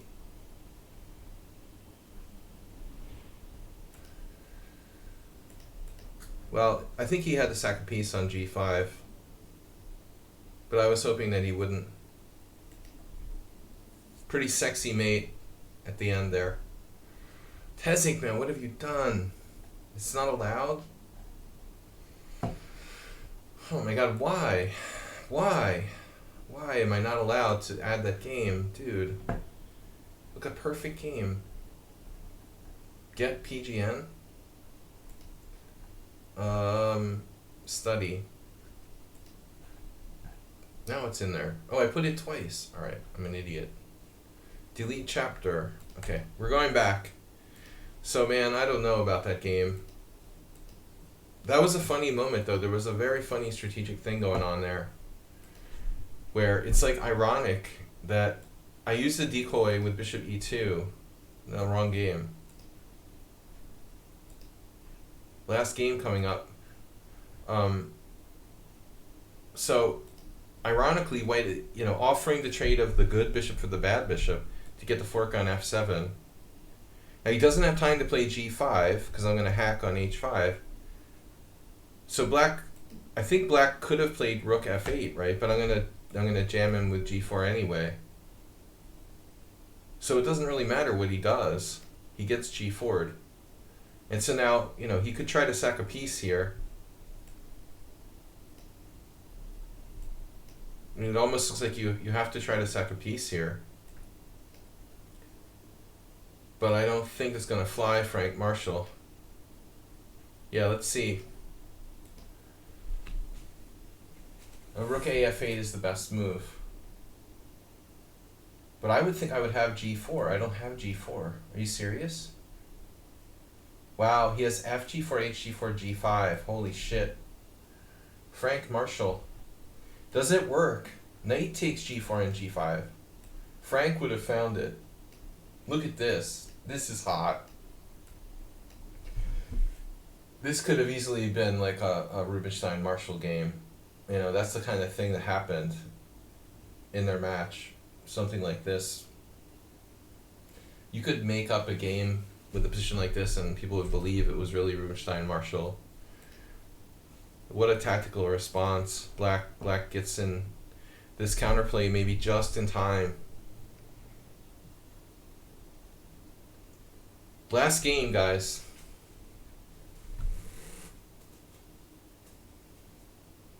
Ruslan Bear is in third place. Holy shit. Stat bargain. Gotta get that third place back. Okay, not a lot of competition today. None of the strong players played except for Cheesemate. Cheesemate's like got the Rust-Oleum. I laughed after the game with Cheesemate. I just wanted to say, like, he's obviously rusty. You know, he's a good player, but it's very clear he wasn't, you know, warmed up. He's not been playing. You see, his blitz rating has dropped down to like 2,200.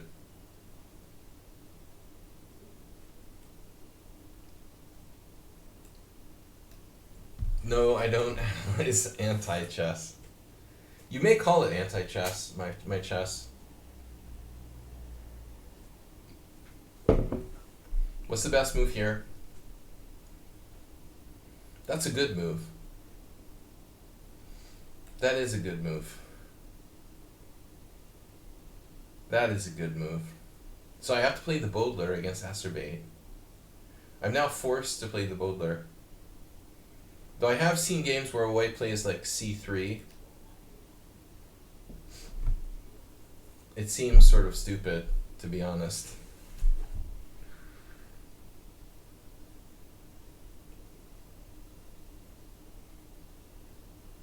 The only way a3 makes sense in this position is if I use it as a cubbyhole for my bishop on a2. Acerbate has extensive experience playing against the Bodler attack. He's like an anti-Bodler pro.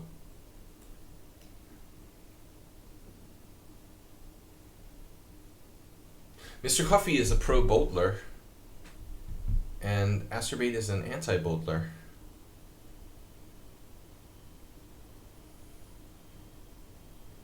So, how you like me now?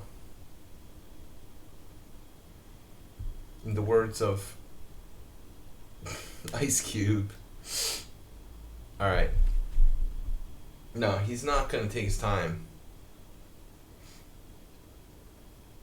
We need like an ankle monitor that beeps every 30 seconds or something to stop him from playing too fast.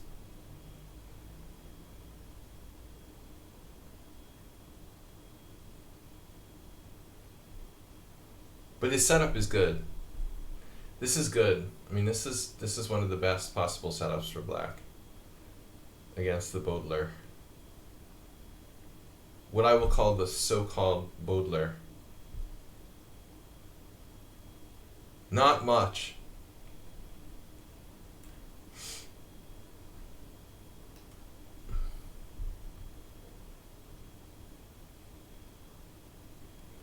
Are you kidding me?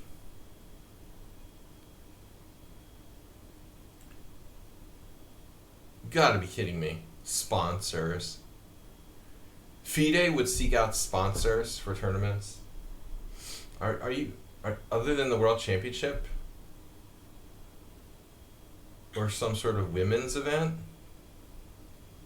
Or the Grand Prix?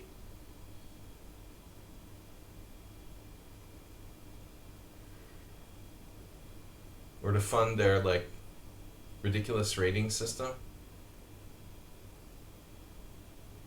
Because you asked me already this question. Where do you come up with these questions, bro? You asked me, is there an entry fee? I said yes. It's used to like fund the prize fund.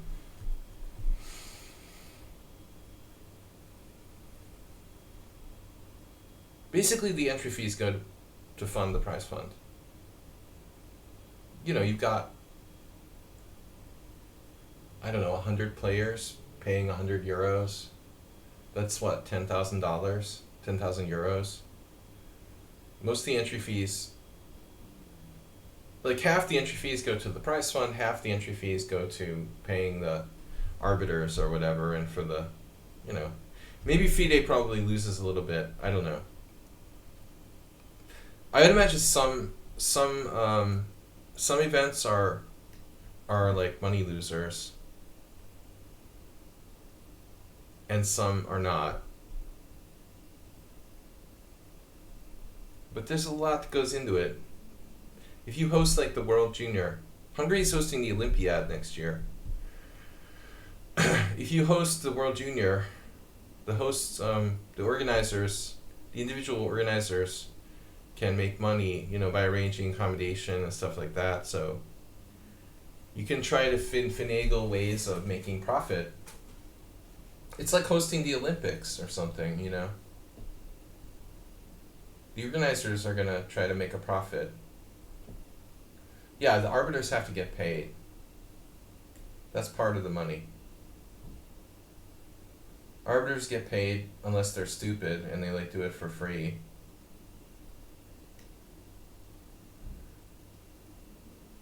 I guess you might occasionally run into an arbiter who's kind of stupid. Best, I have, in my experience, I find a lot of people will try to find people to do work for free. And I don't think that it's particularly, I don't think that kind of thing is particularly moral. But nevertheless, I've seen people do it for free. Sometimes people just they'll volunteer because they like the power of being like an arbiter or something. But the serious arbiters, the serious directors are getting paid. I mean the main ones. Maybe there's some people who help and stuff, but paying for the location is expensive. Yeah.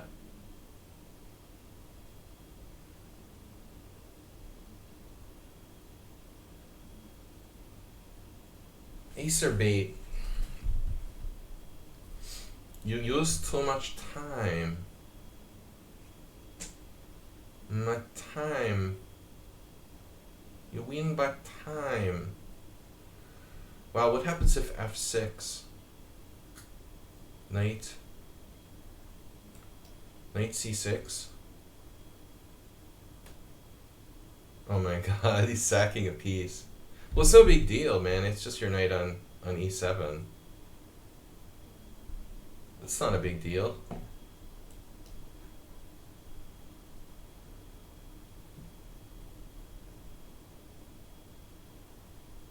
Hi, friend. Hi, friend. Hi, friend. Hi, friend. That's a tasty pawn you got there on f7.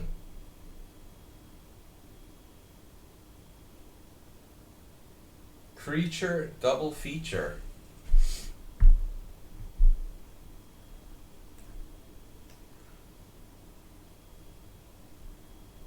Masturbate.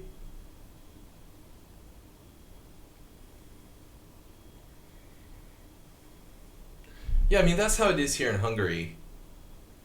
People who are arbiters, they'll get paid a little bit of money to be a tournament director with some small tournament on the side. They probably get paid the equivalent of $50 or I don't know, something for a day's work.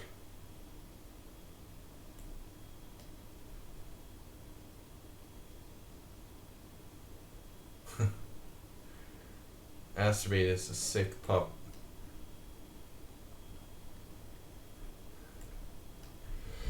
Alright, Aspate, you're a sick puppy.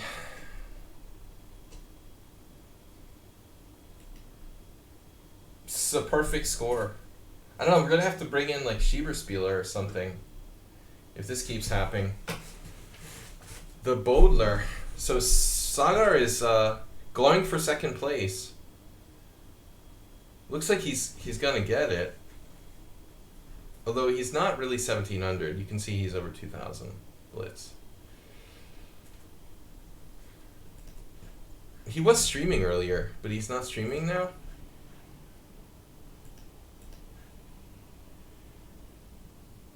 Alright, flip board. Nice position for black. Nice coordination. powerful diagonal. Unopposed bishop on g7.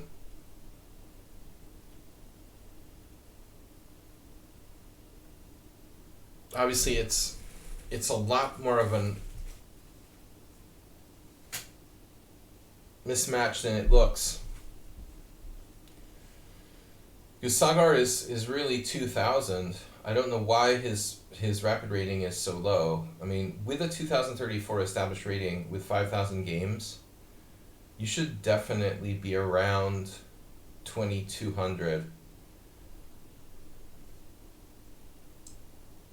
If we approximate an established rating around 2,200 or even 2,150 for Sagar, correct rating of 2,150, then it's a big... No, you're not a cheater because your like rapid rating is lower than your blitz. It's the opposite that's suspicious. With a blitz rating, an established blitz rating of 2,000, you know, he should be 2,150. Everybody gets free food, free pizza. I don't think Hungarian arbiters get paid too much. I don't think American arbiters get paid too much, right, Mr. Coffee? Mr. Coffee, did you ever consider becoming an international arbiter? You have to become like a national TD first, right? You're like a local TD. Well, I mean, I guess you don't have to. But the natural progression would be Mr. Coffee becomes a national director.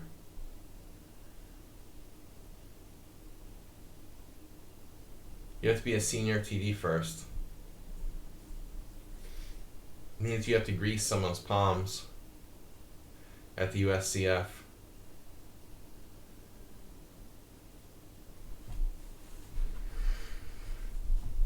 Is like Steve Emmett still directing tournaments for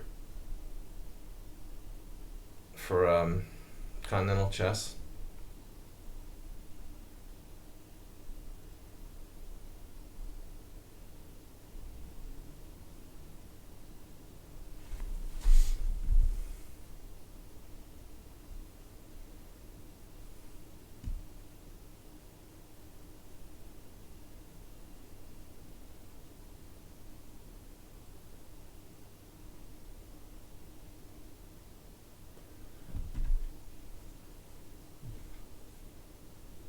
White's putting up a good fight, you know, for a 1600 here.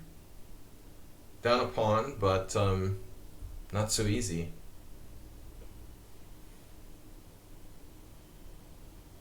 That bishop's stronger than the knight, though, so black has a pretty big advantage. There was an interesting possibility of rook on the 7th there for white. He probably should have taken that chance. Rook e7, bishop c4, rook c7, bishop a2. I'd rather sacrifice a pawn and get my rook on the 7th, and you'd have chances to play like knight e4 and knight f6.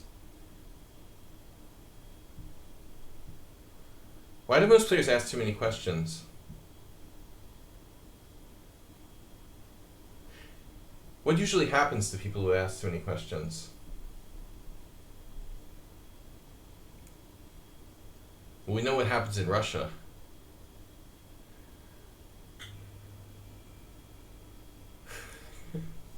What happens in India when you ask too many questions?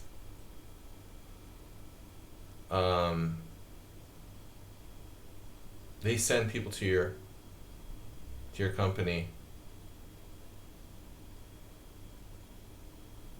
and they start like investigating your office.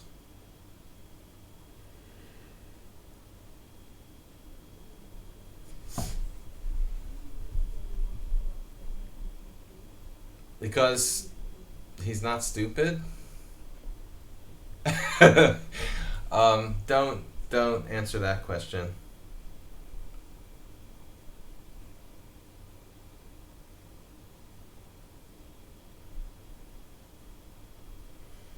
Just because you're like a monstrous dictator doesn't mean you're dumb, you know.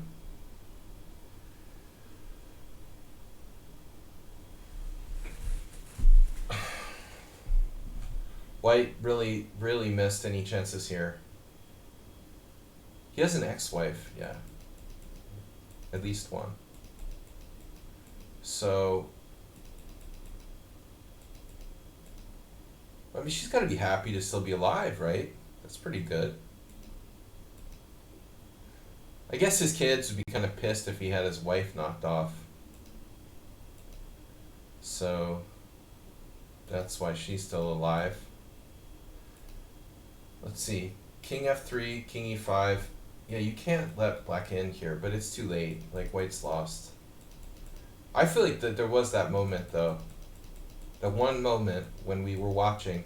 He could have placed the rook on the 7th rank here.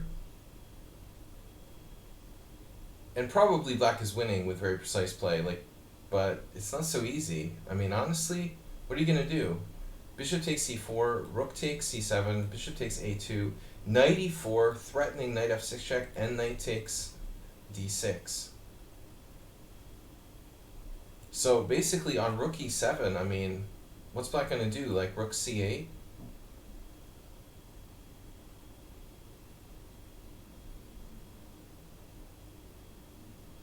Do they really know Kim Jong-un's? I thought it was taller. They estimated his height with AI, right? They've used artificial intelligence to estimate the height of Kim Jong-un. Is it 5'3"? Oh. But you can also like probably judge maybe approximately based on his father, or they know the height of other people he stands next to and stuff. So they've been able to kind of guess. Kim Jong. Kim.com. So what's happening here? Wow, it's just like, yeah. I guess knight takes e7 is a good chance. White still has a chance. Damn, there's like a4, a5. Dude, that was your only chance. He didn't play a4. a4, a5. That was the last. Oh, he went for the piece fork. He's going for elephant gun. Knight d6 check, knight takes bishop. But objectively, white should have tried for a4, a5. Although maybe now, like, there's still some hope. He's got to pass the a-pawn. How fast can that knight... Knight against 3 pawns is a tricky prospect. Black's playing too fast, though. He's played too fast. That's a bad move. I guess. Maybe not. Yeah, I guess not. No. I mean, this is probably a good try. But there's no way that knight's going to get back to stop the pawn. Is it? Knight a6? Well, wait. Yeah, don't sack on a6 right away. That's not going to help. Wait a second. He's getting into g1. Then the other pawn comes down. I mean, it's hard to believe that white has legit chances to save this, but you could be seeing that. It's close. Way too close. And now King Jong-un. Ouch. Oh my god, no. You have to play king g4 there. A hand in it. Well, he's just, collecting the paychecks.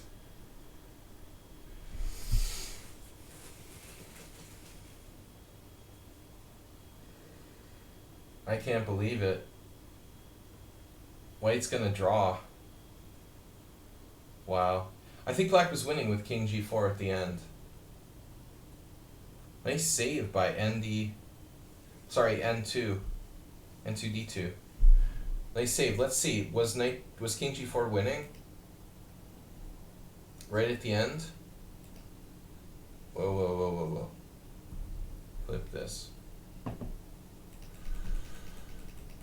So right now, right about now, you gotta play this. Wow, you're winning. Actually, king h4 is winning as well. So just this blunder, allowing knight g1 check, and it's a draw.